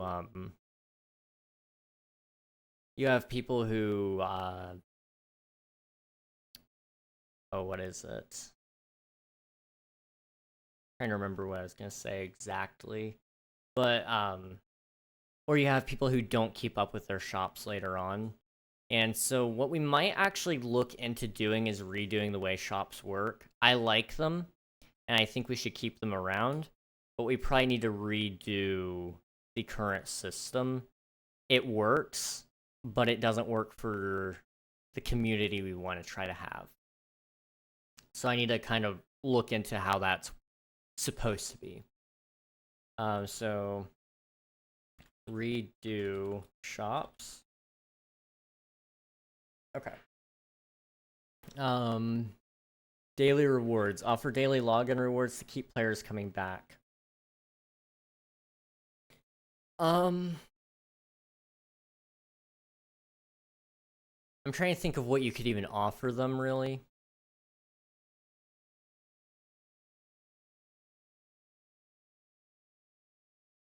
Monthly event called the flea market, where you get one day a month to sell items and the rest of the month to ready up for that day. That's not a bad idea. We have something similar that we used to do, which was the auction. And that's kind of how we beef up our server funds as well.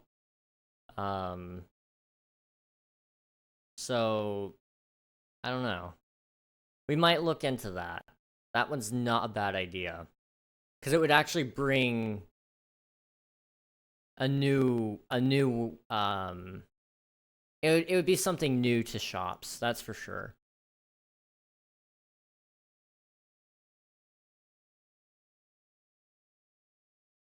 I don't hate that idea. I actually kind of like it.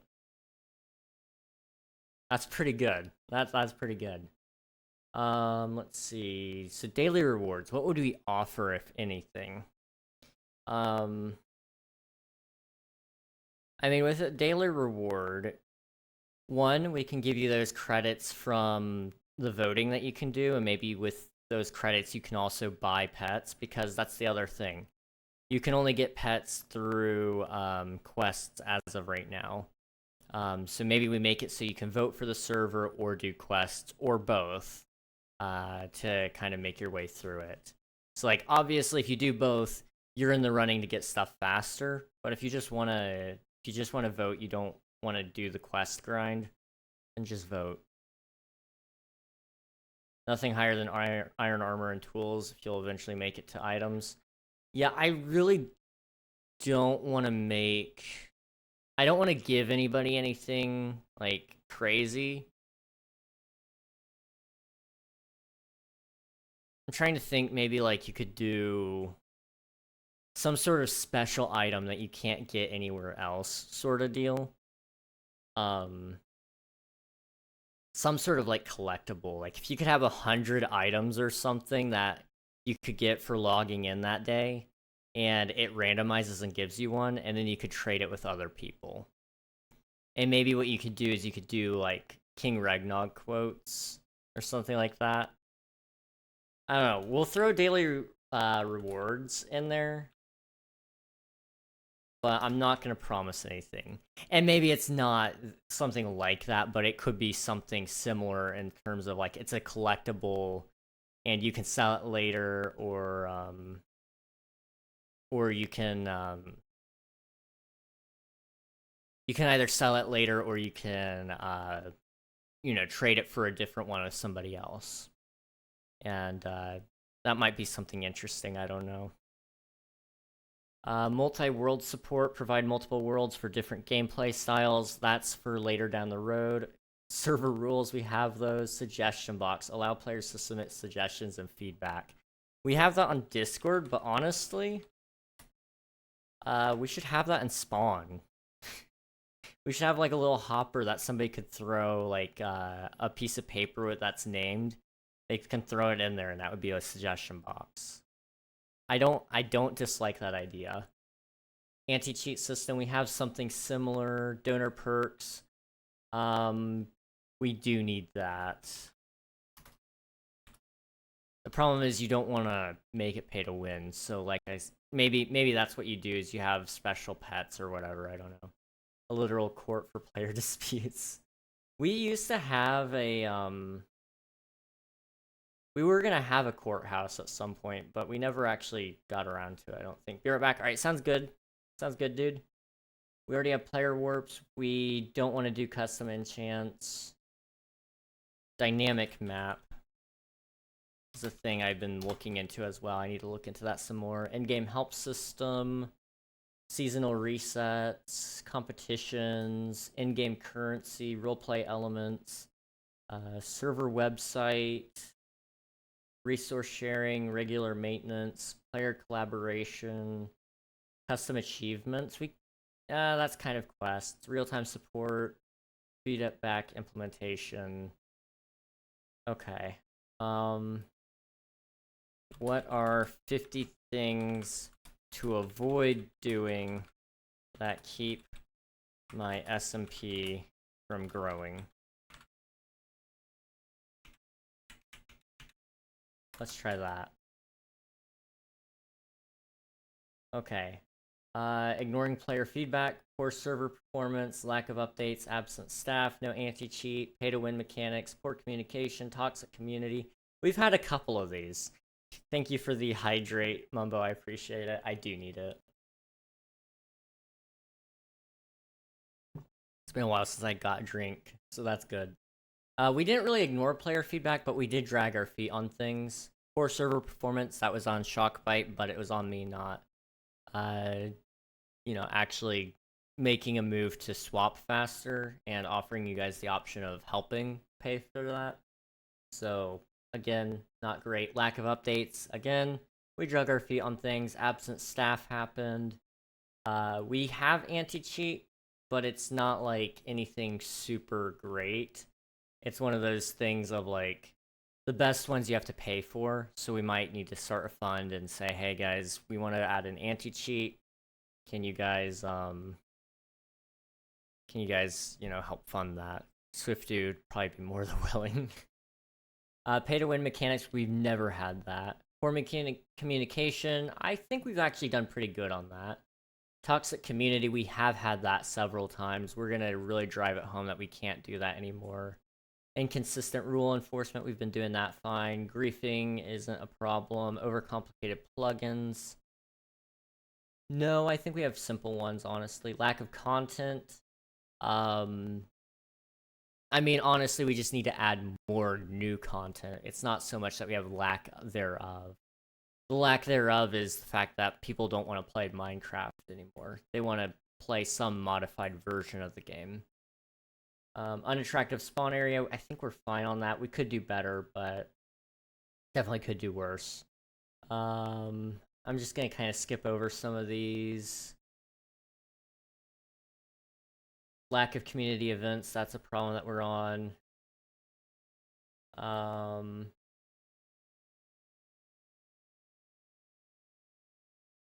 think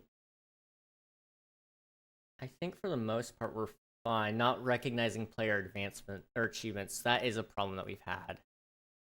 We should really be celebrating people who are doing stuff.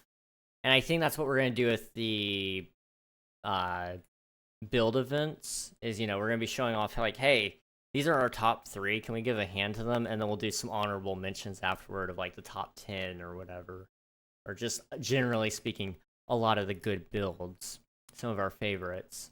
And then on top of that, when people finish their bases, we're going to encourage them to post it in the Discord, and I might even show it off on some of my videos as well.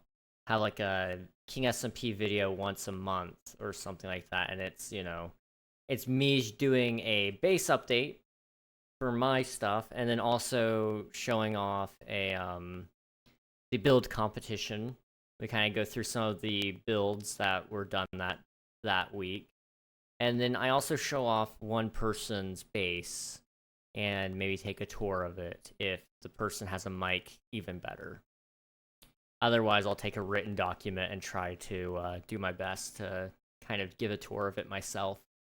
One gripe I had with Spawn was that it was really hard to walk out of it to the areas where you can, mine and craft.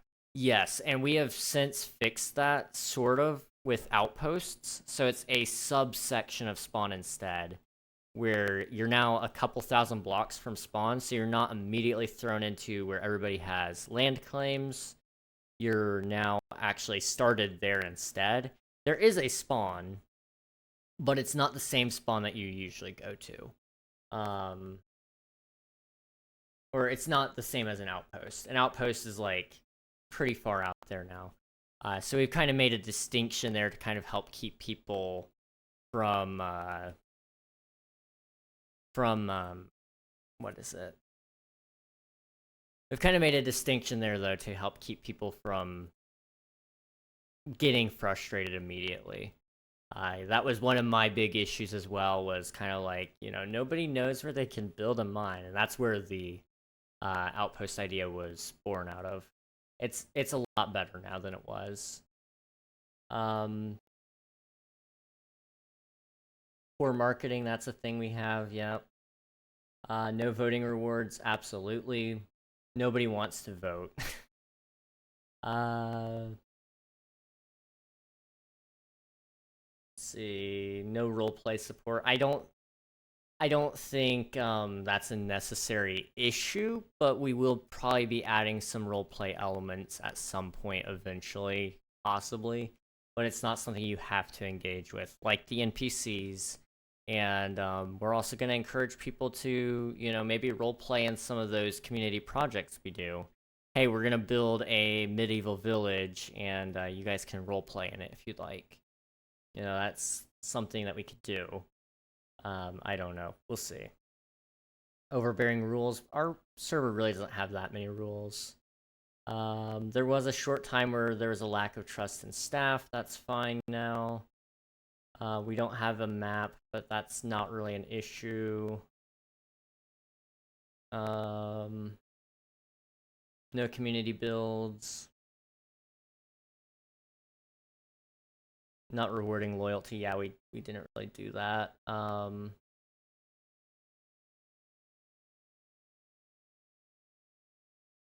Okay. Community event that follows on the heels of the city build. Play a part in town you built, and we'll see how long you survive. Yeah, I mean, we could do some fun things with that, where it's like, okay, we built this city. Now what we want to do is we want you guys to, you're all going to be randomly assigned a role, and there's going to be a zombie invasion. Oh, Mumbo, you gave me a great idea. Okay, so yeah, what we do is you built the town, you built the city. Your next event is you have to defend the city from a zombie attack. And the waves are going to get progressively harder and harder and harder. And, there's going to be different roles that you get there. So there's going to be farmers. Farmers are going to be the people that, they have to ensure that, their animals are, staying well fed, that they are taking care of their crops. And the farmers are going to make sure that everybody else has food. And that gets thrown into a hopper and then redistributed to everybody. There's going to be people who mine, and they have to go to the mines and get iron so that everybody can have armor. And they're going to have to take that. They're going to have to take the iron and the diamonds and whatever back up to the town. They're going to throw it in there. And that's going to get sent off to the armorer. And the armorer is going to be the guy that has to smelt it. He's got to craft the armor, the weapons. And then that gets thrown out to people who are supposed to be... that's going to get thrown out to the people who are supposed to be defending, but that's going to be thrown out to everybody. There's a specific queue in there. Like, the people who don't get a job, they're, designated defenders. And their job is, to keep everybody else alive, but also... there's a kind of element of we got to keep the town center alive, but you only get one life. So you got to make sure not to die. That's not a bad idea. Okay. I will look into that because that is a complex idea, but it's not a bad one. Okay. I would definitely restart my syndicate. Yeah, I mean, and we can utilize player groups too. Like, for example, there's Jerv on the server right now. You've got your syndicate. You can do things where, like, hey, we're going to utilize Jerv here, and we're going to do, like, a Jerv-related event where, right now they're doing something Fallout-related. So we're going to build a Fallout shelter, and you guys are going to have to do something in that Fallout shelter. I don't know. It's an idea. Maybe make an idea document so that you don't have to go looking for this VOD later. I'm gonna go ahead and throw it under monthly events here, but I like the way you think. I really do. We'll throw it under zombie invasion. I'll kind of have a vague idea of what that's supposed to be a little later on. That is a beautiful idea though. But I like what you're saying though, where you kind of build off of the last thing and make your community event where, like, hey, we're going to make this big build. You guys can donate your resources or your time, and we're going to make this stuff. And then we're going to utilize that later on in another event. That just fits beautifully into everything because it makes it so that people feel like they're actually helping instead of they're just being, like, an inactive member of the community. You're actively working towards a goal with us. I love that idea. That is such a good idea, dude. Okay. That is like all I have here for bringing back the players, and honestly, I might just leave them as small little ideas here. And we can kind of come back later on and fill out more about the ideas, but I really want to touch on these monthly events in specific.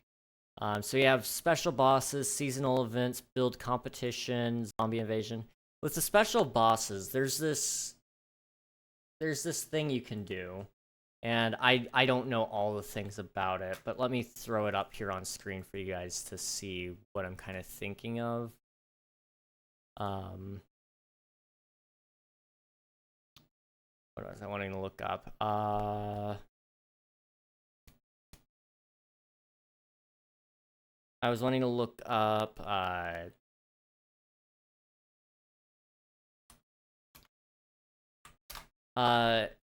Assume Void. He had a Patreon server. I don't know if he still does. But at one point he did a boss battle in it. And it was Evil X. For those of you who don't know, that's his, like, evil persona. Let me see if I can get into it here. So, like, he had this huge arena built up, and then you could summon the boss so that anyone could come and fight it, essentially. But we could do something like that, but make it a community event. And so, like you said there, a baby zombie with speed 255 in an arena made of ice. That would be insane.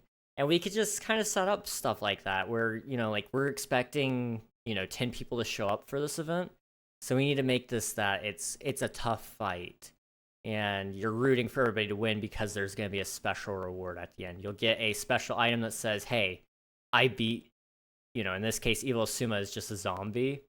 But there's some things that happen throughout the fight that kind of make it interesting.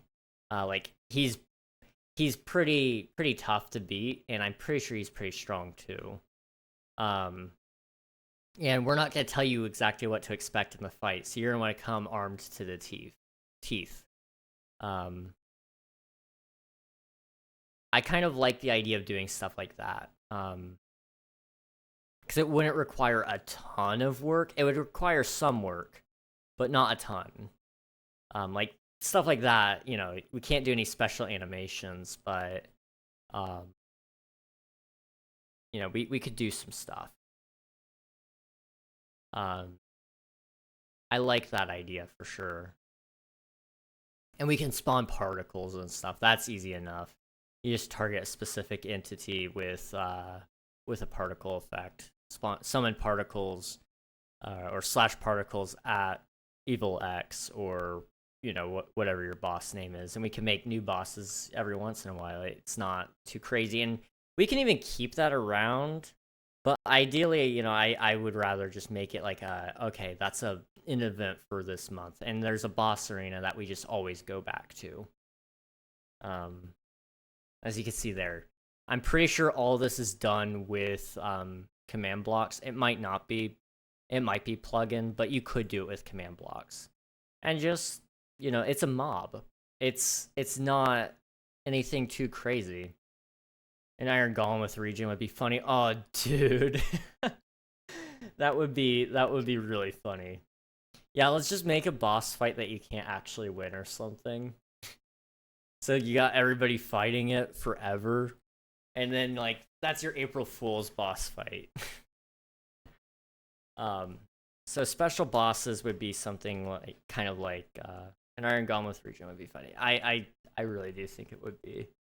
But special bosses would be, regular mobs, wearing gear of some type, or wearing, I don't know, just regular mobs, but powered with command blocks to be a fun, large-scale community fight. Oops.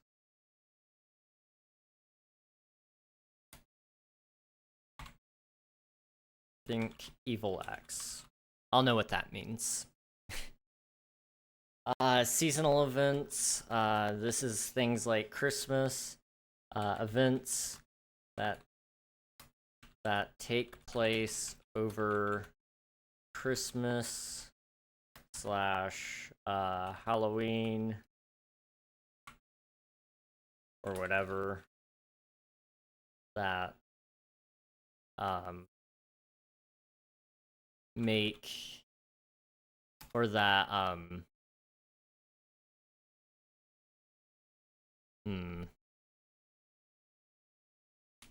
what is a seasonal event supposed to do? That engage the community and make them feel festive. That's the word I'm gonna use. I don't know if it's the word I really mean, but it is the word I'm gonna use. Hey Rose, sorry about the ads. Here's your hydrate. I know you can't really see it right now, but here's your hydrate. I have ads. You are alone for the next minute. Oh no. Build competition. These can happen alongside the other event. The other event types. Usually lasting 1 to 2 weeks each. The staff can judge, or the staff will judge, or will set the theme and then judge it alongside King in a video / stream. Hang on. There we go.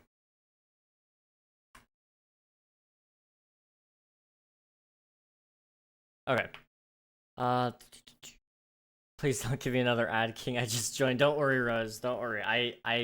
They should be over now. They should be over. I'm sorry that happened. Here's your hydrate. Thank you. Much appreciated. Okay, so that's the build competition done. One thing I also want to write down is, what is it called?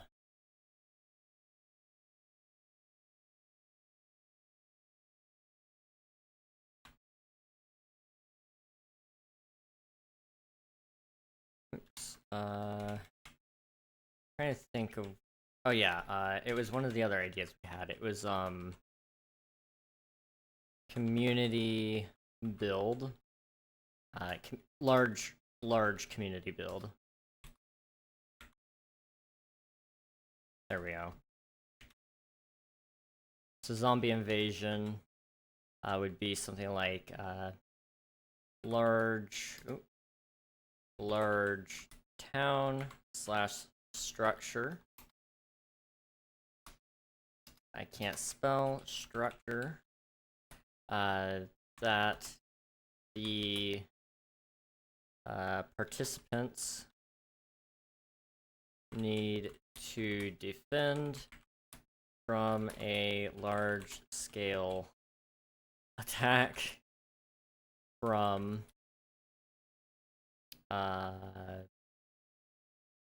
large scale attack of zombies or / just mobs.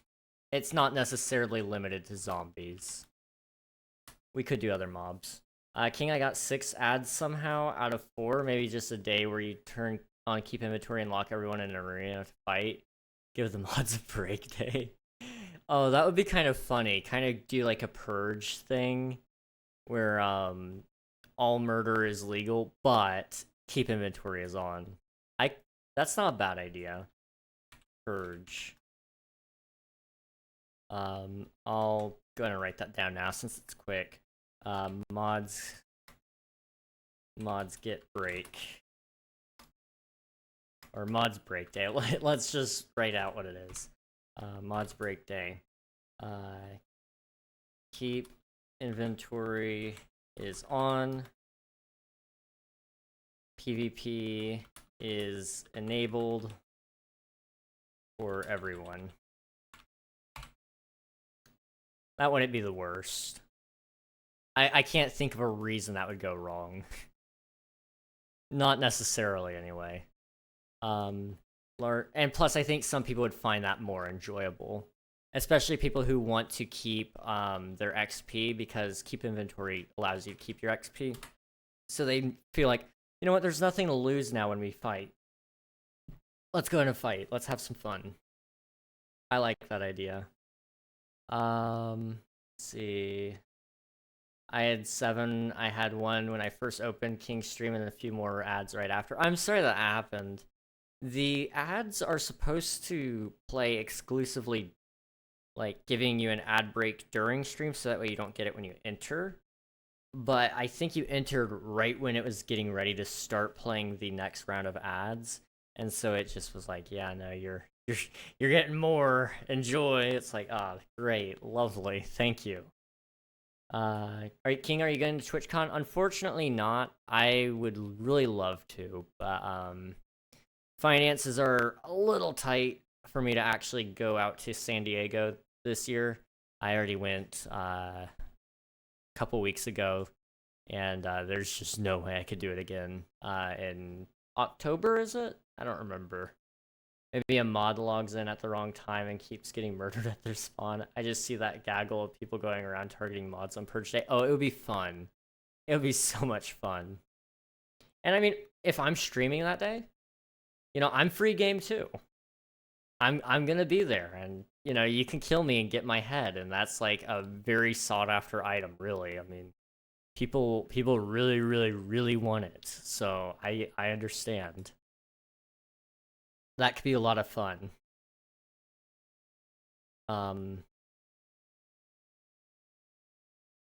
Sometimes they are given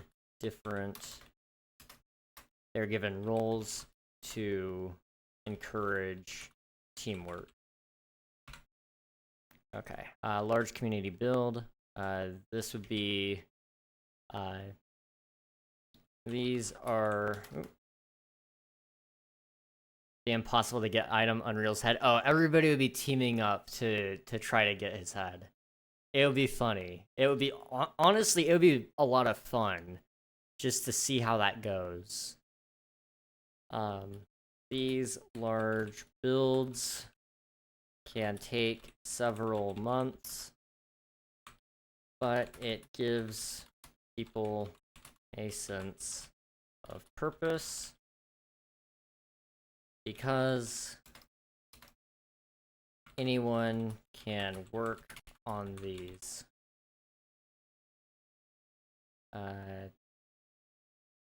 If you're comfortable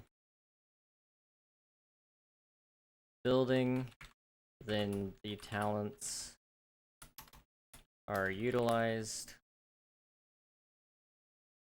If you're not a builder, donations are accepted from all. There we go. Okay, that, and then that's fine, I think. Okay. Any other monthly events we would want to do?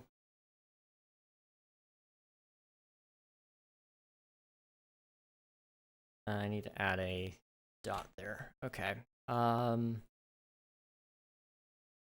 Flame Carnage, one Minecraft day where Fire Spread is enabled. Oh, jeez. That would be scary. That would be so scary. Not the worst idea, though. Honestly, like, having, like, a daily modifier of some sort would be kind of fun. But it can't be something too crazy. And maybe you have, like, you know, a bunch of daily modifiers, so that way when you log on, it's kind of like a, oh, I don't know what's gonna be on. And so, like, that, you know, there could be things like where it's only night that day. And so when you get on, you're like, oh man, it's only night. What am I gonna do? And then there's other times where, you know, like Fire Spreads is on, or you know, there's days where I'm trying to think of some other things. You know, there's days where it's only rainy. I don't know. You could do only rainy just because of, like, the fact that, like, tridents exist and people do use those as a mode of transport, so I would be okay with that. Even though it's very annoying. It can be very annoying. Let me think. What are some other, like, modifiers? Let me throw that down as an idea. I don't know if I'll use it or not, but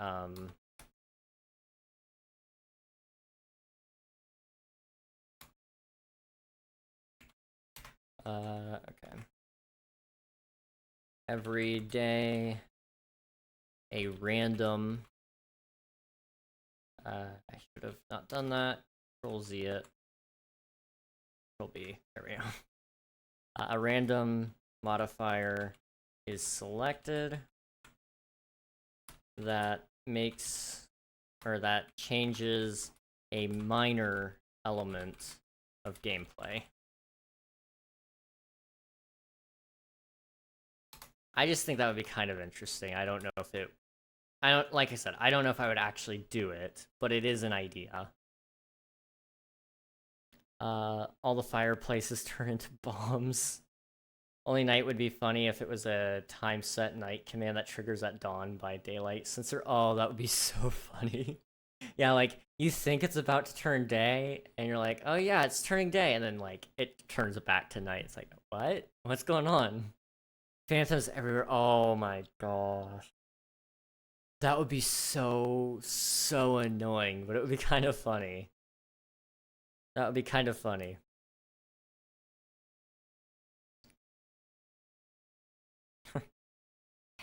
One other thing we were thinking about doing was doing quest rotation. I don't know if there's a way to do it yet in the plugin, but if there is, having a daily quest system or a weekly quest system where, you know, every day or every week, whatever, you go in and there's a new quest for you to do, or not a new quest, but a redoable quest that you know, if you wanted to, you can do this. If you don't want to, then, you know, don't. It's gonna be something easy probably, but I don't know. It's assigning an impossible quest as the monthly quest. Yeah, I mean, you could do that too. And what you should also do with that is tie that to your leaderboards, so you can track how many people have done the monthly quests. And so if you've completed all your monthly quests or just one monthly quest, whatever it is, then you're getting put on top of that leaderboard. And every time you do that, it adds another one to your count. I don't know if that's possible, but if that is, we need to do it. So I need to look into it here and add monthly / daily / yearly / weekly quests. Quests assigned at the beginning of the time frame that, when completed, will give some sort of award to the player, along with a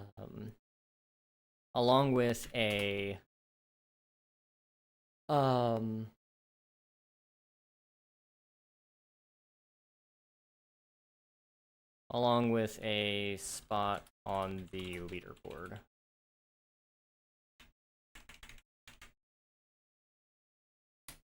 Okay. I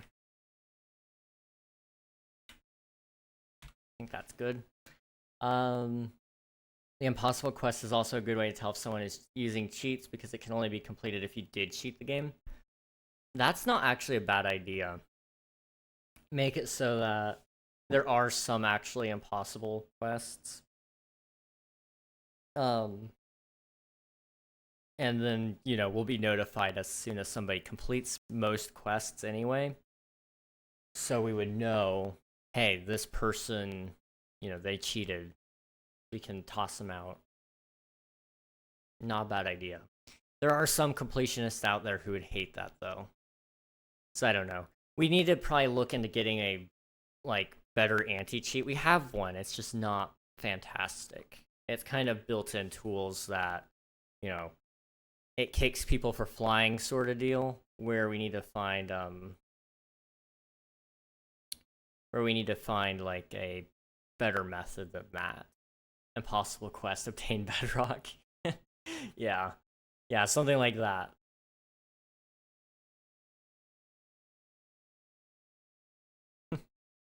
I do kind of like that idea, I'm not gonna lie. It's not impossible, it's just really lag inducing to get it in Java. Yeah, I mean, there are ways, it's just like, you do it, but why?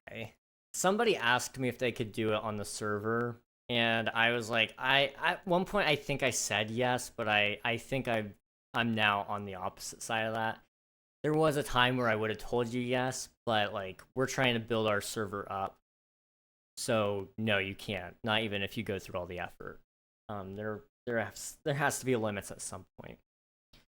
Also, I am going to be right back. I need more water. My throat's starting to get a little bit dry again.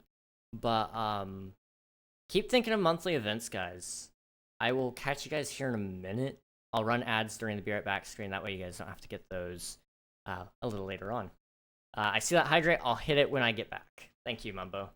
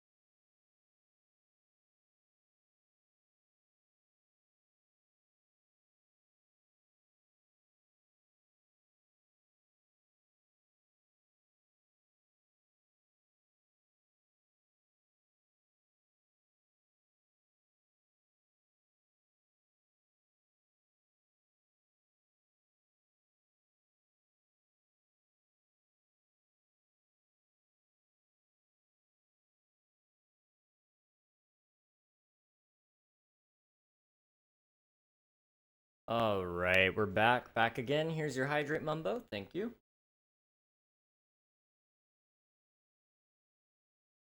Much appreciated. I don't know why I'm out of breath. Jeez. Okay. Have the best monthly build be the be right back screen background. That's not a bad idea, Mumbo. Because what we could do, I actually have a be right back screen. And it is going to show up at some point. It's just got to be after all of the King SMP stuff is taken care of. That way I'm not doing as much as that, so I can actually work on stream stuff. That's kind of why I'm pushing so hard to get some of this done, is because it's like that be right back screen has been there since like December. I think it's been there longer. I used to have a different one, and then all my scenes got reset, and so I lost my other be right back screen. And then I had a be right back screen before that one as well, but I updated it intentionally and then lost it. So I am missing one that I used to have, and I have a new one I'm working on. It's basically done. I just have to add some final touches to it. But I have a hard time working on anything when I'm like not so much stressing out about it, but I have so many things to think about that it's hard to think about just one thing. And part of that is I just need to reduce my load. And so that's what this is going to kind of be about more so, is like, hey, anyone that wants to help with this will make my life a whole lot easier. Wait until the mod team is sorted. Yeah, that's once the mod team is sorted out, everything is going to be so easy. At least I'm hoping it will be. I mean, I will probably internally compartmentalize all of that SMP stuff into going into different teams, and it's like I don't have to do anything. All I gotta do is meet with these guys once a week and make sure everything's fine. And I don't have to meet with the entire staff team of like, hey, there's 20 people, or it's not gonna be that big, but we're gonna meet with the quest staff lead, we're gonna meet with the event staff lead, the NPC staff lead, the build staff lead, the moderator lead, and those guys are all gonna come together and they're gonna kind of explain, hey, my team's doing good, we're fine here, keep doing you. It's like, okay, sweet, I don't have to do anything. Whereas with the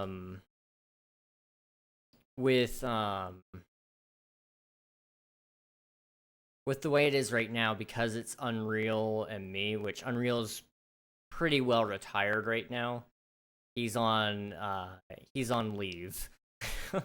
he's a little bit burnt out. And I'll read his statement at some point soon, probably. Because we're actually, after we're done writing everything that we want to write here, we're gonna triple check everybody's suggestions on the Discord, and I'm going to kind of see if we've addressed everything. If we haven't addressed certain things, we're going to try to address it tonight before we end stream. We'll see. I do have a suggestion about that. Recruit the heads of each team first and see how it runs like that for now. Yeah, absolutely. Because I want to make sure, one, our core team, which would be, our team leads, the heads, as you mentioned there, I want to make sure that they all get along. But not only that, I want to make sure the team lead gets along with their staff. So I'm not going to recruit any extra staff, ideally, until I know that my core team can work together nicely, because they're supposed to lead by example. And then I'll kind of let each staff team member kind of go, hey, I want to add this person to my team. Is that okay? And it'll be like, let's talk about that some more. Or, you know what? Yeah, I think I trust them. Or I trust you enough that if you trust them, I'm cool with it. Just come to me as soon as possible if something's wrong. Because it'll make it a lot easier. When it was Unreal and I, if we did any meeting, it was usually like we were all over the place, going like, hey this, hey that. Let me see if I can pull up one of my old staff meeting notes.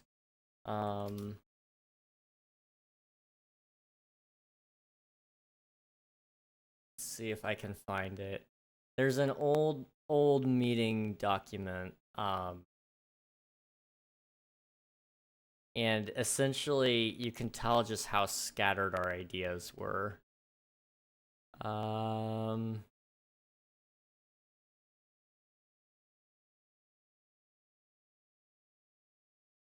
Where is it?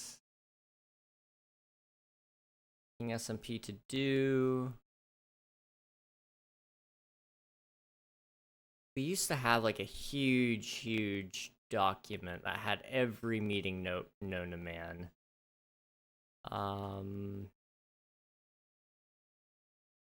Not that one. Not that one. Or that one.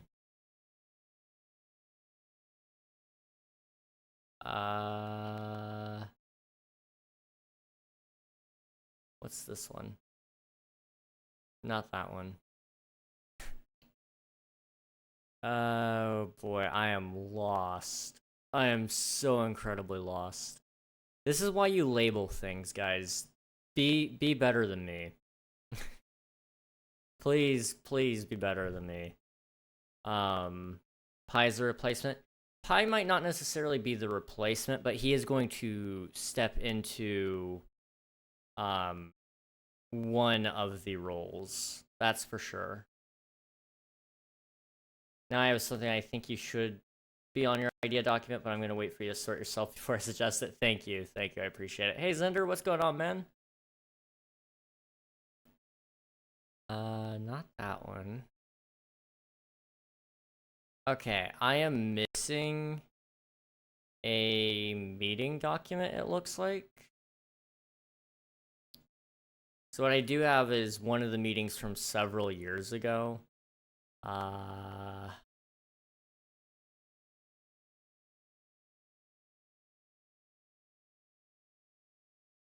me see if I'm able to show this.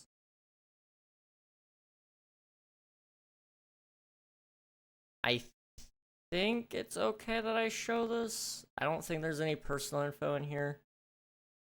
Yeah, I'll show this. It's a couple years old. There's no current information on there that would get me in trouble. So we'll show it. Are you sure that Unreal didn't own the document? Yeah, no, he shouldn't have owned that one. Because I was pretty adamant on any staff documents ran through me first. Just because I am the, sole owner of the SMP. Like, Unreal is a huge part of it and did add a lot to it, but it was I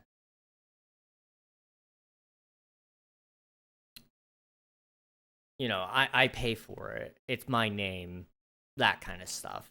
So I was very adamant on owning every document I could. But this is a meeting from the 24th of June, 2 years ago. So that's a while back. So as you can see, it jumps from being about mods to bans to, oh yeah, what can we do to upgrade Season 2? Then we talk about Season 3, and then we're like, oh, let's go back to Season 2 and talk about the promo video. Let's talk about minigame servers. Let's talk about mods again. What are they currently doing? Who are they? Let's talk about how to make money. Let's schedule stuff. What about our next mod meeting? This isn't our full meeting document. There's one that actually has like every meeting ever, and very bullet point notes, but I can't find it. So if I could find it one day, I might show you guys.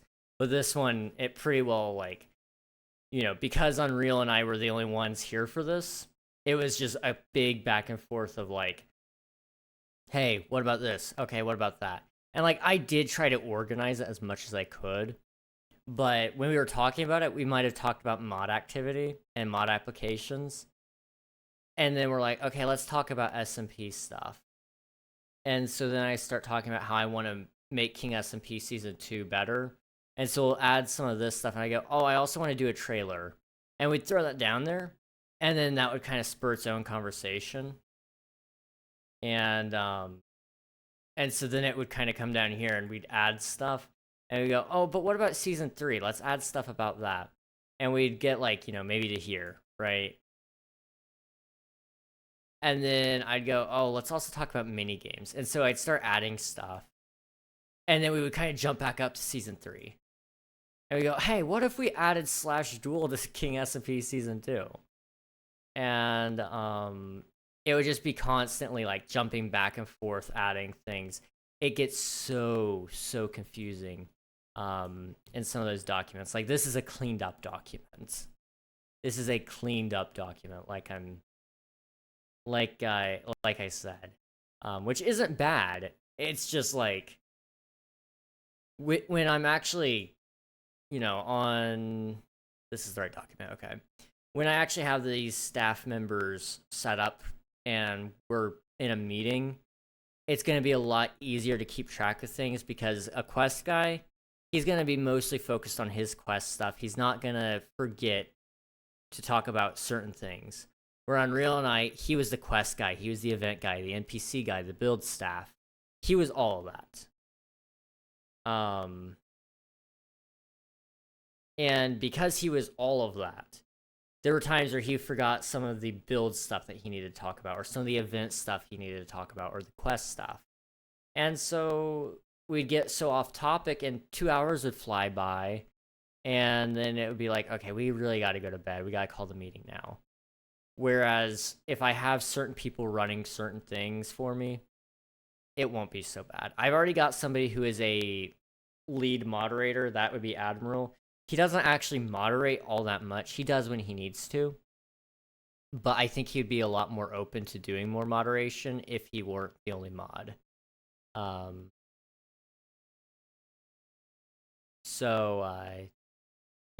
He's our lead mod.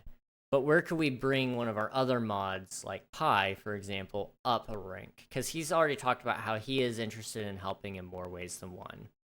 So what if we had him become the event staff? I think he'd be probably really good for that. I don't know if he is or not, but he has the right kind of creative mindset.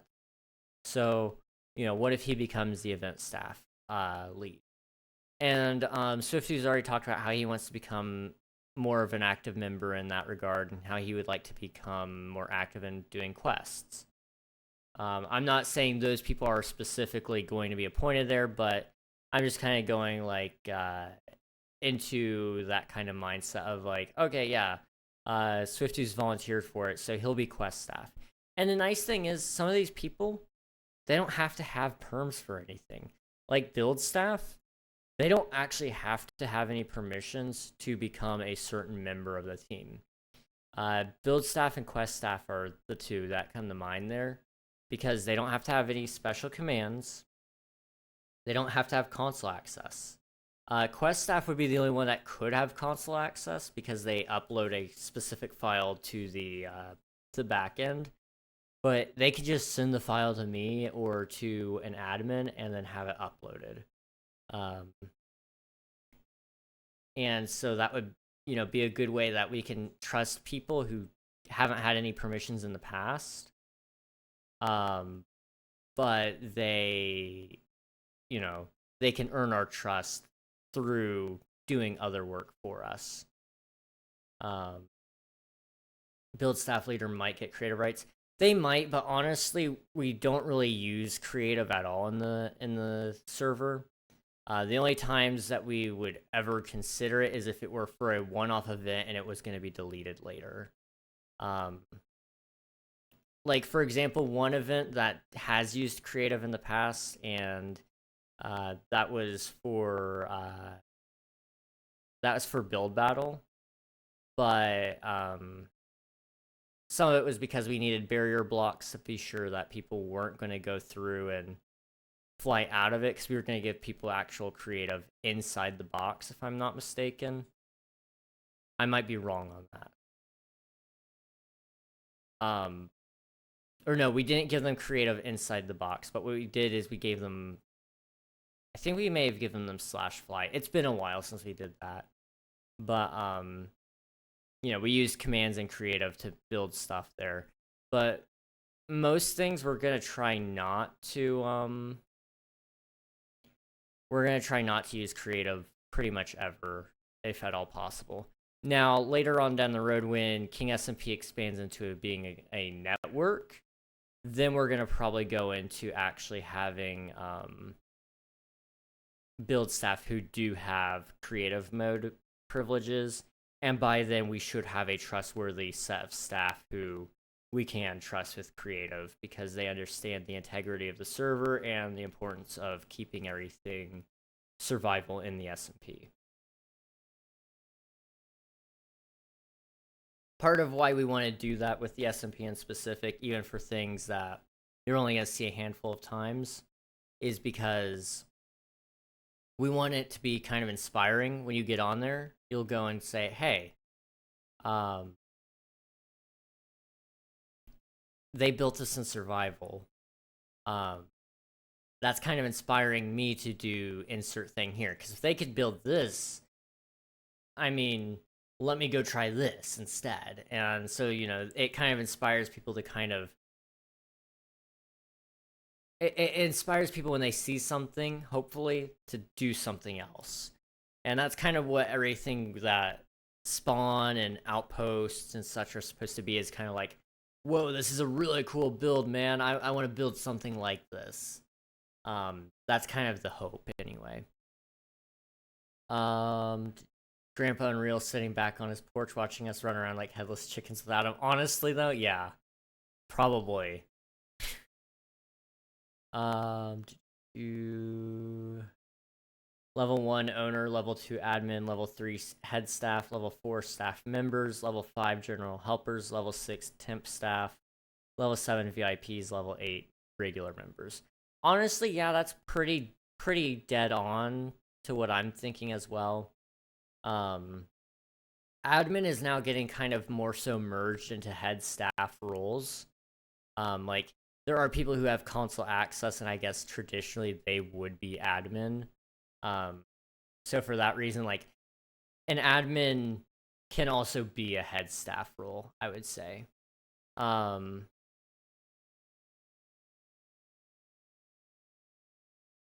yeah, I would tend to agree with that. And VIPs being higher than regular members makes total sense. Those are probably the people you would be more likely to trust with temp staff than anyone else.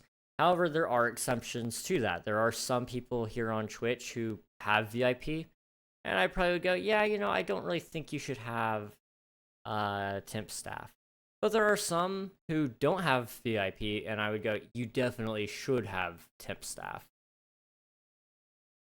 Build staff leader might get creative rights. Anyways, I have full ideas for minor roles that individual helpers could get for certain tasks around the SMP. I'll just keep them on the back burner now, though, because we're too small to justify them. Yeah, absolutely. Just a taste being temp staff role, Sandman. The build staff need a lot of sand and glass. Can you go out and mine half the desert for us? Yeah, and that would be a great way to trust people into doing that kind of stuff of like, yeah, we need somebody who could we need somebody who's willing to donate some time for us. Can we trust you with this? Can you get that to us by, you know, the end of the week? And if Sandman says yes, great. That's great. And that gives us a little bit of an idea of he's at least dependable. He said he'd do it, he did it. That is precisely what temp staff is about, especially in the build staff category. I can certainly agree with that. Okay, we're not gonna write our mission statement today, but at some point I'll get around to writing that. So let me pull open Discord,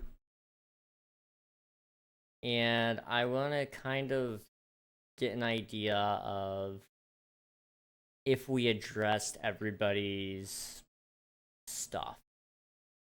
Because everybody had like a thing on the SMP about like, you know, what they liked or what they didn't like. And I just want to see where we're at with that. I'll be back in 10 minutes if you're still around then. All right, sounds good, Mumbo. Sounds good. So first one here is Swiftu. As a current player, he said, more things matching the quest system, something extra for players to do, honestly, in their free time. So to address that, we're gonna add things. We're gonna add more quests. We're gonna kind of try to expand upon that system. Maybe add some NPC stuff. That way, you have a more exploration-based NPC system as well. We're going to have, ideally what we're going to do is we're going to bring back events and monthly updates. That way there's more stuff to go see and do. The quarterly community project, that's going to keep you coming back on so that you can do something to help the greater server and not just yourself. Because that's one thing I'm realizing. Not everybody's as insane as me or as insane as Bionics or Pi or Unreal. Not everybody wants to work exclusively on one large base for a couple of years. I get that. I understand that now, and I understand that's not something you can kind of just... That's not something you can just want to do. So what we can do instead is we can give you other things to kind of work on while you put your base on the back burner. And maybe, just maybe, that'll make you, kind of refresh your mind. I think that's a lot of the issue. Rewarding your dedicated players will keep you coming back online. You want to spend more time so that you can get whatever that reward is. More player ranks, that's another thing. Like, every achievement you get is a new rank. So if you mined 100,000 stone, you got the dwarf rank. Cool, dude. Let me catch up here on chat. I actually made a notebook and I gotta transcribe it to Google Doc as my idea board. All right, sounds good, Mumbo. Enjoy. Good luck. Have fun. Leaderboards, redoing shops, daily rewards. Those kind of things are definitely gonna be big for bringing people back online, especially the events. That's like the biggest one on there, I think. But yeah, everything we wrote there was kind of like, yeah, in your free time, there's going to be some other things that you can do now. Especially if we do special bosses and we decide that we want to keep a couple of bosses. That could be fun. I don't know if we'll keep any of them, though. I'm kind of thinking we'll probably rotate them out every once in a while. At the very least, we'll rotate them out, but we might even just go, this is a one-time fight. I don't know. We'll see. The main thing you're missing is a community. If you get that, you will be good. We are going to work on that. The inactivity, there's not much people to interact with on projects and play in general. So yeah, we're going to fix that. Former player from Nuggy says, I started getting into really different games and lost motivation to keep playing Minecraft. Not only that, but the game gets a little bit boring after you've done everything you wanted to accomplish. So there's not a ton we can address there, but we can give you more to accomplish instead. Giving you, a monthly, a daily, a weekly, a yearly quest. You have your large community builds. You have your events that happen every month. You have your build competition every month. You have what else? Your daily rewards, your leaderboards. You have things that you can work towards to try to be the top of and be the best of the best.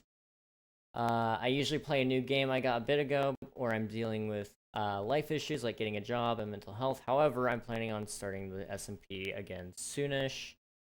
There's nothing wrong with the SMP itself. It's really just Minecraft as a whole. If you don't want to play Minecraft, you don't want to play the SMP.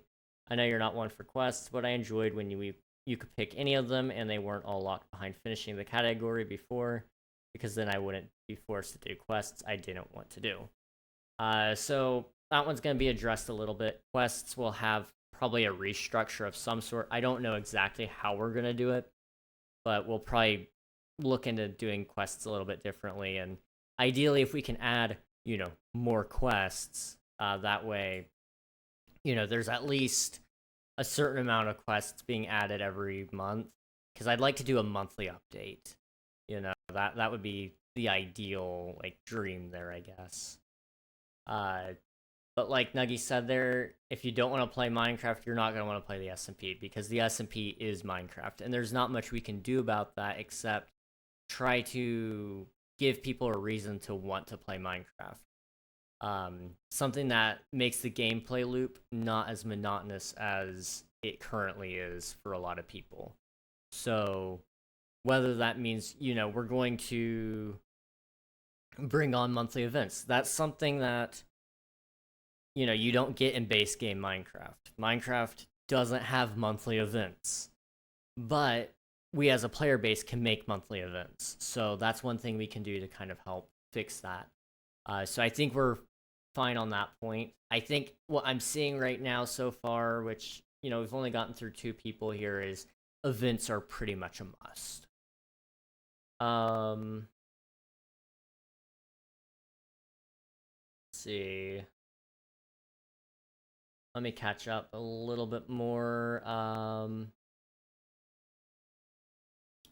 Swiftu said that we need to grow the community and get more people to re-enjoy the game with quests and things or events. So that's what I'm seeing mostly, is like quests are enjoyable, events are enjoyable. Those 2 are a heavy focus. Let's see. I said that, we need to look into some other ways to encourage motivation. Something similar to quests, but it's a different aspect of the game. So my idea in specific there that I didn't mention was, a build event, something that you can do for half the month or 1 week of the month, something like that. So you have something that you would rather do than something that you could do in place of the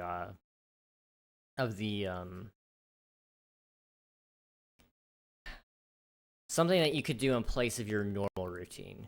Because that's the thing. I think that's the problem, is people get into a routine with Minecraft. They want to do what they're used to doing. So if we can find a way to instead give them something else that they would rather do, and then they go, okay, that's done, we're fine, I'm enjoying the game still.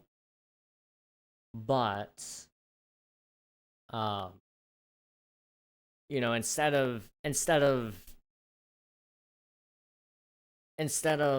quitting, we're like quitting 3 months in, they might be limped along 6 months or 7 months or even longer, possibly because of updates. And basically what you're going to try to do with the SMP here is we're going to try to get them from Minecraft update to Minecraft update.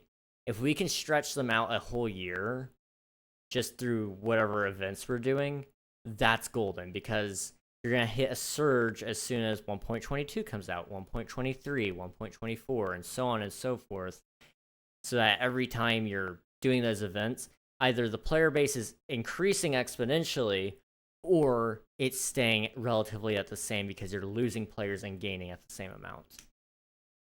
So quests and events are kind of the big one there. I think that will definitely help. So we'll have to look into how we can make that work exactly. Swifty said we need something like quests, or do something, or quests to do something, and maybe while we work on that, something a priority should be updating and adding new quests. Events is a big one that could help us keeping up with an event every other week or maybe once a month. And then just something more to do in the game, maybe like a more advanced quest system with a story and NPCs more fitting like an RPG game or an open world game. Nuggy made a very good point later on, saying that I don't do quests and Unreal probably isn't going to come back to take over. Fair point. I said I will learn them if I have to, but it's not going to be very much.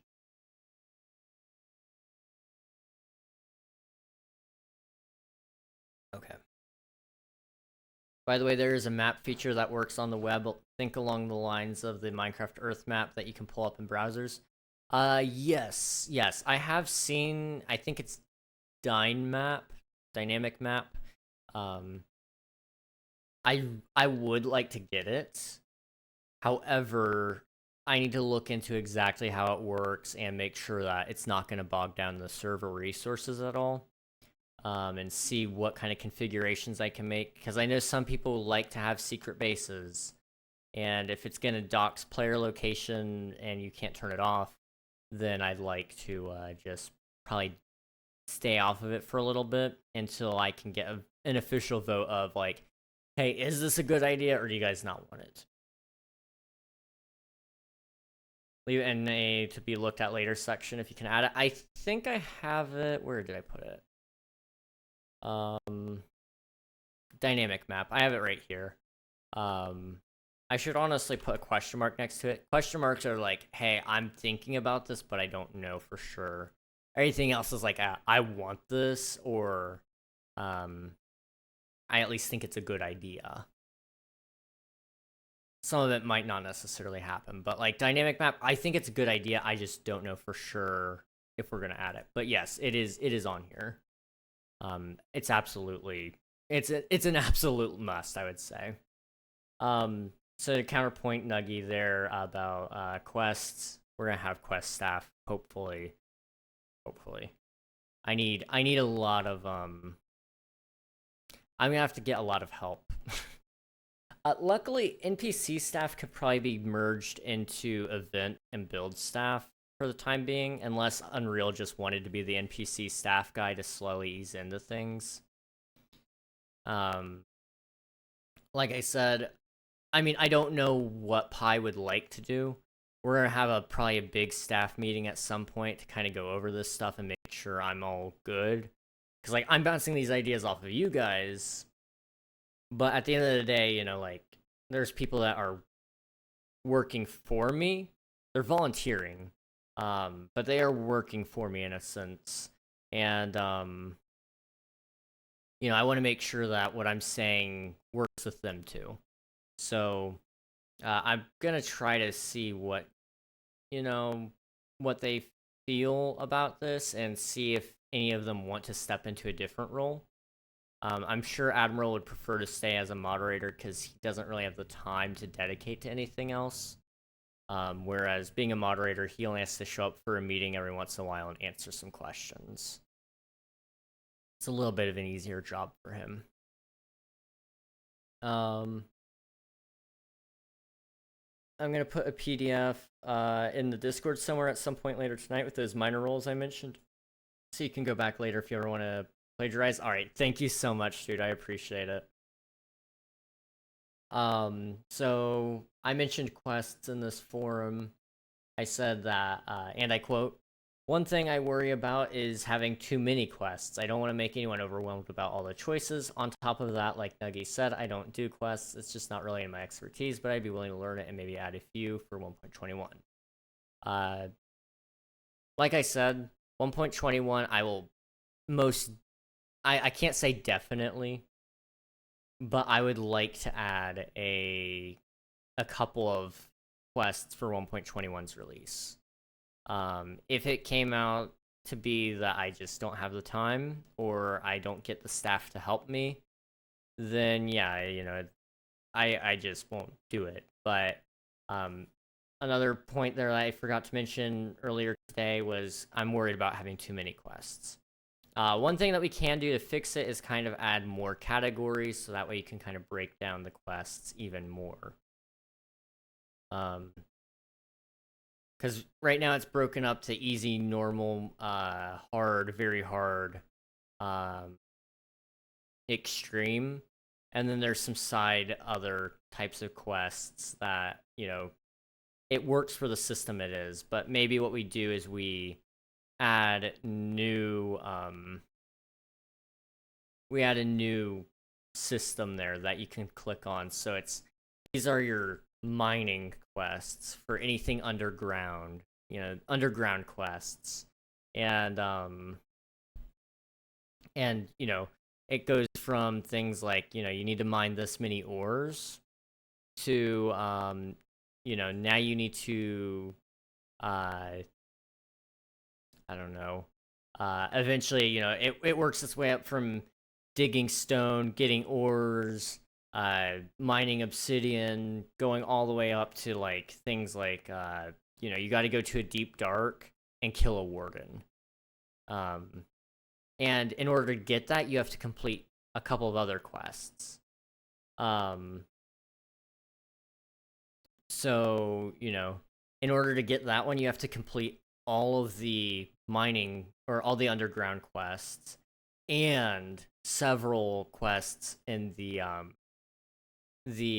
combat tree, saying like, oh yeah, you know, you killed a skeleton, and you know now you're up all the way up to the warden. Like you're getting harder and harder and harder in some of that, and I think that could be interesting. I don't know. We'll see. Let's see, progression quests versus fun quests. Fun quest: find a specific item in a mine shaft. Progression: go to a bastion and mine all the gold. Yeah, and it encourages you, and it's a little bit. It takes a lot more time, because you know it gets progressively harder, and that's still fun. It's still fun. Um, the current system, like Nuggy said, is very limiting in terms of the fact that like if you don't want to do it and you need to complete parts of that category, you have to go do that quest. So maybe what we do is, you know, you don't have to complete every quest in that line, but you have to complete like one of 3 and it unlocks the next one. So I don't know. I'll look into it, but Unreal set all that up, so he'd probably have to talk to whoever's going to be in charge of the quest staff to like figure out how that system works. Unreal might want to be the quest staff lead, and if that's what he wants to do, that's fine. He gets first dibs, truthfully speaking. If he wants anything, he's gonna get it.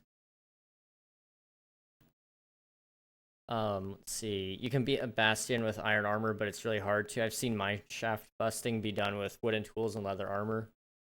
It also makes you progress in the game. Yes, absolutely. It's kind of one of those things of you're no longer just doing it to get to netherite armor. You're doing it because the quest says that you should do insert thing here. And so as a byproduct, you're going, that sounds really hard. Let me get some better gear. And as you get better gear, you're inadvertently going to be at netherite armor by the end of it, probably. And as a byproduct of that, you're going to, you're probably going to be pretty geared up by the end of this, by the end of your play session, and hopefully by then you've done a couple of events and you're engaged with the community. You want to be around. That's kind of like the big idea, I guess. Let me go ahead and finish reading up some of this for you guys. I marked down that events. We were supposed to do events every month, but it was becoming too much to actually make work in a realistic time manner. Poor Unreal slaved away on those events. I felt bad for him on some of that because he worked really, really, really hard on it, and then either players would cheese it and find ways to, you know, make it not fun, or the lag would just kill it, or alternatively, he couldn't even play in it because he was the only guy that knew how it worked. So what we're going to try to do with events is, you know, we're either going to rotate out people so that event staff can have a turn to play in it as well, or we're going to try to make it fully automated. That way, event staff can play along too. So with the zombie one in specific, I think that's one that all hands really should be able to play. It should try to be automated by plugin or command block. We'll see. But that's the hope. And that might even be the beginning of our minigame server even. Zombie Invasion is a very popular game mode. Let's see. One event to toss into the monthly event wheel should be an April Fool's update. Oh gosh. That would be kind of funny. Yeah, I think April Fools we can do a lot of fun things with, like we mentioned the impossible boss as one where it just regenerates super fast. You can't kill it. You know, we got things like what you said, the April Fools update. You could do one where it just gives you a random effect every 30 seconds during the event, and so it's like, oh, this is kind of wacky. Um, you could do the most like boring event ever for the April Fool's event, and advertise it as like a, you know, the winner gets 64 diamond blocks or whatever. You know, you don't actually give out that many blocks, but you know, we could do some weird ones. I volunteered to be a event tester to the idiot, so you can idiot proof it. Oh gosh. Yeah, I mean that's one thing we will need. We'll need people to test out stuff too, which is really where we're going back into having more staff. One, we can have all the staff test it alongside things, but if staff aren't available, we can pull players in and say, "Hey, can you test this for us?" It's gonna be very nice because my hope is, because Unreal won't be taken up by doing everything, or whoever I do get to actually help me out here, they're not gonna be so stuck doing everything that they can actually still play the game. And if they can still play the game, they can still be connected with the player base and still trust them to help them out with stuff. And I think that'll help our player relations with the staff. I did make a comment about RPG open world stuff, making note that I wanted it to be on its own server at first, but I'm not against having exclusive quest lines that are optional, that encourage you to travel the world and that kind of stuff. I do like the idea. And maybe even just having some Easter eggs thrown throughout the world of different NPCs, just, you know, you can run into them and they might give you a quest, they might just sit there, and they might even give you an item if you talk to them. Like an item that's kind of rare, or not rare, but more so like it's got a special name and an enchantment on it, so signifying that it's unique. It's not anything that you can make yourself. But it's not like a item that would give you an advantage or anything. So like there's different collectibles you can go out and find. I mean, wouldn't it be kind of funny if you could get all the infinity stones, and like they're just, you know, they're just like a piece of glass or something like that, and they're renamed and they're enchanted and they don't do anything, but you can collect them. And then, you know, collecting all what is it, 5 or 6 of them, I don't remember, but collecting all of them gives you a special head that's also named or something like that. And maybe it announces in chat that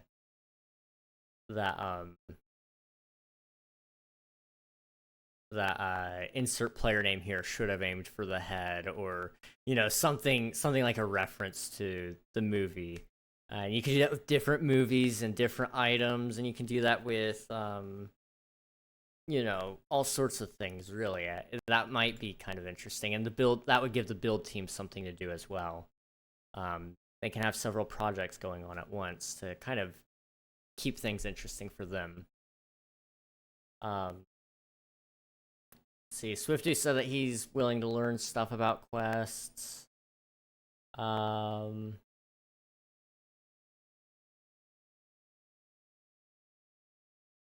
See,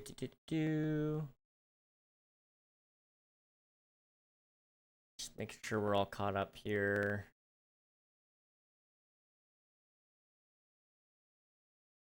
I made note that anyone could technically make a quest and submit it to me, and then I could upload it. That's one thing that I did toy around with. That's one of the cool things with quests. As long as somebody writes it and formats it correctly, I can upload it to the server and add it. It's not too big of a deal. Derek said, as a current player, you all should add mods. It'll be nice to use some new things in the SMP. That's not really doable, but we do have some ideas around that, like events. The possibility of custom structures, but I'm not like super attached to that idea. That is just one small minuscule idea. that could maybe be interesting. More player ranks, that kind of stuff. That's not mods, and it doesn't really add anything new, but it does. Some of that will kind of mimic mods. Like some of the events might mimic mods. Some of the what was I gonna say? Some of the custom structures might mimic a mod of some sort and, be interesting. I don't know if, I don't know if we're going to do custom structures. It was kind of an idea I threw out at one point. It might still make its way in, it might not. And by custom structures, it might literally be like a dungeon the build team makes, and, we add stuff to it to kind of make it interesting. I don't know. We'll see.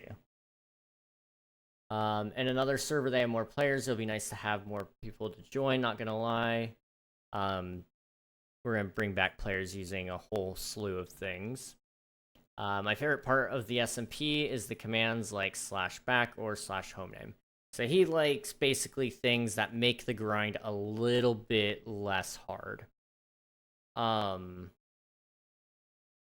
So, he doesn't want to grind. I can understand that. Part of that, could be daily rewards, adding things like the welcome back gift, adding more quests. Those kind of things would hopefully make it a little easier on players, hopefully.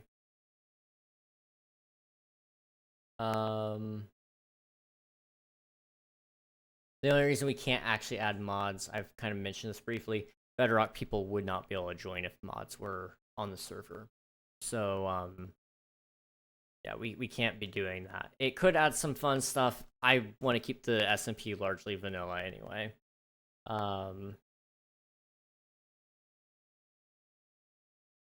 So Unreal said, let's see. So Unreal said, I think the majority of the issues lie in the way the server is set up. It's not really something we can change. As long as the server is always open to everyone, we'll always need plugins and staff to run the server and keep the players in line. That's what I did for a very long time, and I don't mind it. But as time progressed and I had less and less free time, I started to value my time more, and spending it doing things I have no interest in anymore is not the way I want to be spending it. If the server is closed off to everyone and open to only existing / paying players in the future, we could easily solve this issue, though I understand why we would not do this. Not only would it make it harder to find new players than it already is, but we don't necessarily have the kinds of players that would be willing to pay, willing or able to pay for that sort of thing. Absolutely right there, which is partially why we have to bring on more staff. And no matter what, you're always going to be in this race to add more staff to keep up with your growing player base if we grow. Part of this is we'll probably have to get some anti-cheats, and they're going to make mistakes sometimes probably, but, that's just how that goes. We're going to add new staff, and, that should help us. We're going to, do this and that, and hopefully kind of make it a little easier for Unreal. A lot of that was, just due to the fact that, a whole bunch of people join, anyone can join at any time, and it makes it near impossible to, ensure that the server is secure. So he's absolutely right on there. I think we have some ways to fix it, and I think a lot of that will also help. A lot of that will be kind of fixed as well due to the fact that we'll be rewarding our dedicated players. So we'll have more dedicated players than cheaters, where it's kind of the inverse right now. We have more cheaters join than dedicated players. And hopefully that'll kind of rebalance things. And then our dedicated players will hopefully age up into staff, or possibly even just be good at reporting people and saying like, hey, this guy stole, I think this guy stole diamonds. He got the diamonds achievement after 5 minutes of joining. And, that will make our job so much easier. There's a plugin I saw recently that added underwater houses to oceans with their own loot to be had. That that kind of stuff wouldn't be so bad. So long as, like I said, the loot isn't too crazy. Because we want it to stay largely vanilla, but there are times where it's okay to kind of leave that sphere. Unreal's second thing was it's a smaller issue. The server is Bedrock crossplay, which limits us from certain plugins that would not work well or at all with our Bedrock player base. And although it's not a huge issue, it does exist. While he's right, yes, absolutely. There's no way really around it, especially with the current way the server is set up. We would never be able to remove Geyser because we have enough players on Bedrock that says it's wrong to take their access away. Nowadays, not so much, but I would rather not remove Bedrock. I want this community to kind of be the thing where anyone can join whenever. They can invite their friends, their family. Some people have a computer, but their little brother has a tablet. What do you do about that? Well, you can join our server. And that's kind of big reason why I really want to keep crossplay. But he makes a very good point. There's no way around that one, though. In terms of community activity, because the core server issues relating to player experience, the player activity is up to each person individually, and it's also a chain effect. If people decide to stop playing, you're not going to want to play either because there's no one ever on. That's what's happened in the last few months, I believe. It's no one's fault in particular. You're not required to have an undying love for the SMP, but it leads to inactivity across the board. He's absolutely right. If, like I said, I think at the beginning of the stream, if you have 10 players playing consistently, one drops off. That's 10% of your player base gone. And everybody sees that and goes, oh, the server's a little less active. Well, what if that one person also took 3 people with him? Suddenly 30% of your player base is gone. And that's what happens. For example, Jerv. Pretty big conglomerate of people. There's 3 people there. And we didn't have 10 people that are consistently playing at any given moment. We had probably 5. So when you take 3 away from 5, it's pretty considerable. That's over half. And, that's not their fault. Let me be clear. I'm not blaming anyone. But, for example, when Gerv leaves, Gerv, whatever they go by, I forget. I used to meme on it, and now I don't remember which one's the right one. But when they leave, you run into the issue that, like 3 people left. That leaves me and one other dude. Well, the other dude's like, well, there's only this loser king who plays right now, so I don't really want to play. And so then pretty soon you're down to 1. And that's what happens. So your big issue is either bringing in new people or how do you retain people who, otherwise want to be interested in Minecraft or want to be interested in the SMP, but don't know how to be. You either got to give them something to do to make them want to stick around, or you need to do something that's not Minecraft, essentially. And so in this case, I think events and quests and, community builds, the community projects, those things are going to probably help. Again, I don't know if it will, but that's the hope. Let's see. I want to make sure I'm caught up here on everything he said for that. As far as core server issues, I think in an effort to deal with the fact that we can't necessarily solve the core issues of player motivation and being able to not have security measures in place to combat people who don't follow the rules, we've added a lot of excessive fluff to the server that, while in the short term may make it more enjoyable experience, doesn't ultimately fix anything. Quests are great, and they add a lot to do, but I know they're not for everyone, and the custom items fall under that umbrella as well. I think we've gone too far away from vanilla because the main player base has remained largely the exact same few people, and when we're all at that point where there's not a lot else to do on the server, the only thing to do is add more new stuff, quests, items, etc. Again, he's right. we're just adding to the same old stuff that we already have, quests and items. Our current player base really doesn't utilize those things. I mean, some of them do, but not all of them do. So when all we're doing is adding that, we're appeasing one part of the player base who isn't really going to stick around for the long term. So he's absolutely right there. Now, I don't want to abandon those things entirely. I think quests and I'm not a huge fan of the custom items. I can see the appeal behind them, but they're not for me. I think that's something that should be still expanded upon, because I think it's a great place for people to come in and, maybe postpone their burnout, maybe. So I think that's a great thing, but I agree with him in the fact that it's not really going to fix anything. It's a band-aid, and it's not a great one at that. It's a band-aid that only works for certain people. He goes on to say that it's not really something we can fix at the current moment. As long as the server is open to everyone, we'll never be able to have a stress-free vanilla environment. I would love to never have to have claims or world-protected regions or designated shops, but that's just the way it has to be as long as we have to worry about random people joining and stealing, griefing, hacking, ruining the server. So, yeah, he's right on there,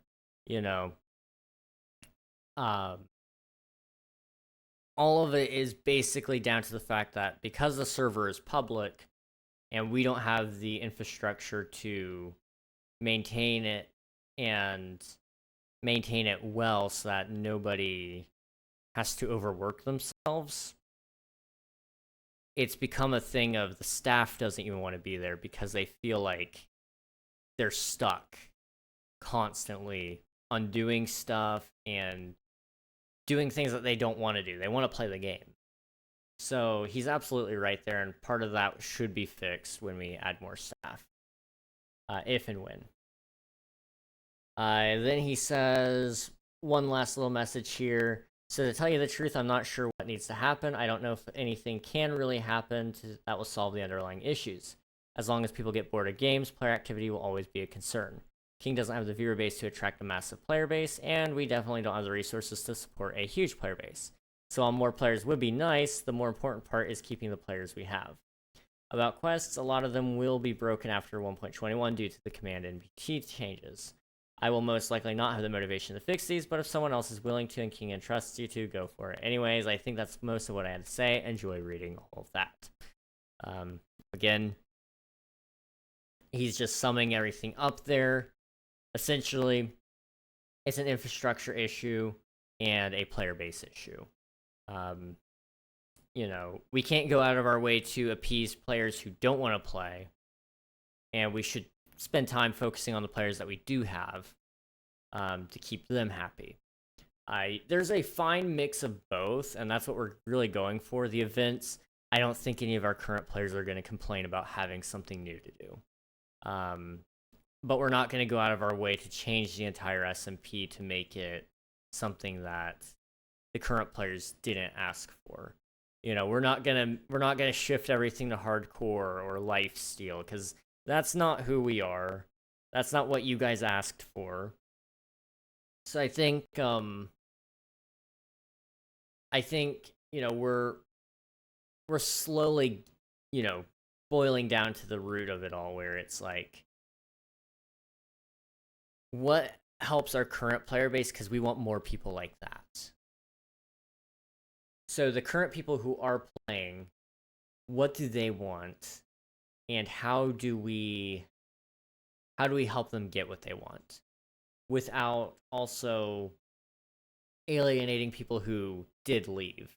Because I do want them back. I do. And I think the best way I can help them come back is, like they said here, quests and events. That's really what people want. And I think I can add that. Some of that, at least. I think I can get help with it. So, I'm not too concerned about the SMP in that regard. And I think we've got a great starting point here, and hopefully we can get some good helpers to come in. And I'm gonna try to write up a document at some point tonight, maybe tomorrow, about what kind of questions I want to ask for staff, and just see what people want to do. If we can get people that volunteer for certain positions, that's better. And then, of course, I'm going to talk to my staff at some point in an actual meeting and see what they want to do. If Unreal, just wants out, okay. If he wants to be a quest lead or build staff, or he just wants to sit back and, be a general helper, he knows everything. So that would be a great role for him anyway. Just fill in the gaps. Then, that's fine. And if Pi thinks he's ready to step up and he wants to become an NPC staff guy, or he wants to be the event staff guy, or the quest staff, or the build staff, whatever, And our applications will be thrown out there. You guys can apply, and if you guys have a specific position you are wanting, we'll see what we can do. Some of this doesn't require much command stuff. Some of it does. But at the end of the day, if we want to grow, we're going to have to start changing the way we do things. And not in the bad way. We're going to change in a really positive way, I think. So I have talked a lot. That was a lot of words to say. I think we've got a direction. We know what we're doing, I think. And there's more we could be doing and writing, and I could just write my mission statement. But I think I want to think on that a little bit more and kind of talk with the staff and see what they're kind of thinking the mission statement really is, and try to align our goal, I think the SMP has a general goal, but do we have a specific goal? And I think that's about the only thing we have left to do at this current moment. Anyway, I've said a lot. I've talked probably too much, and I am ready to call it a night because I am tired. Let's see, who is live right now?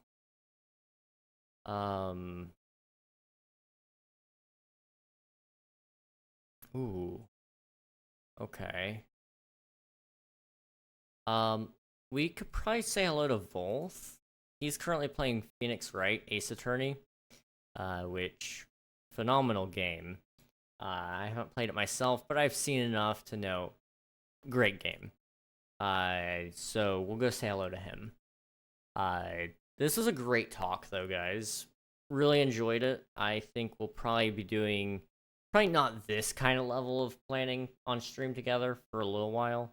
But we might still do some planning here and there every once in a while. So, yeah. In the meantime, I'm gonna go ahead and call it a night. I might work on some things. I might take a short little break and do other things. I don't know. We'll see. There's a whole lot that needs to be done all over the place. So we're gonna say hello to Volth. You'll hop in the raid. You'll get to meet a cool streamer. And, I get to head out for a little bit. So, yeah, thank you guys. Good night, Mumbo.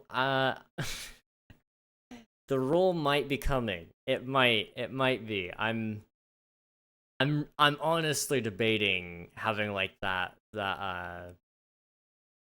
the idea man, or idea guy, whatever we called it. I can't remember now.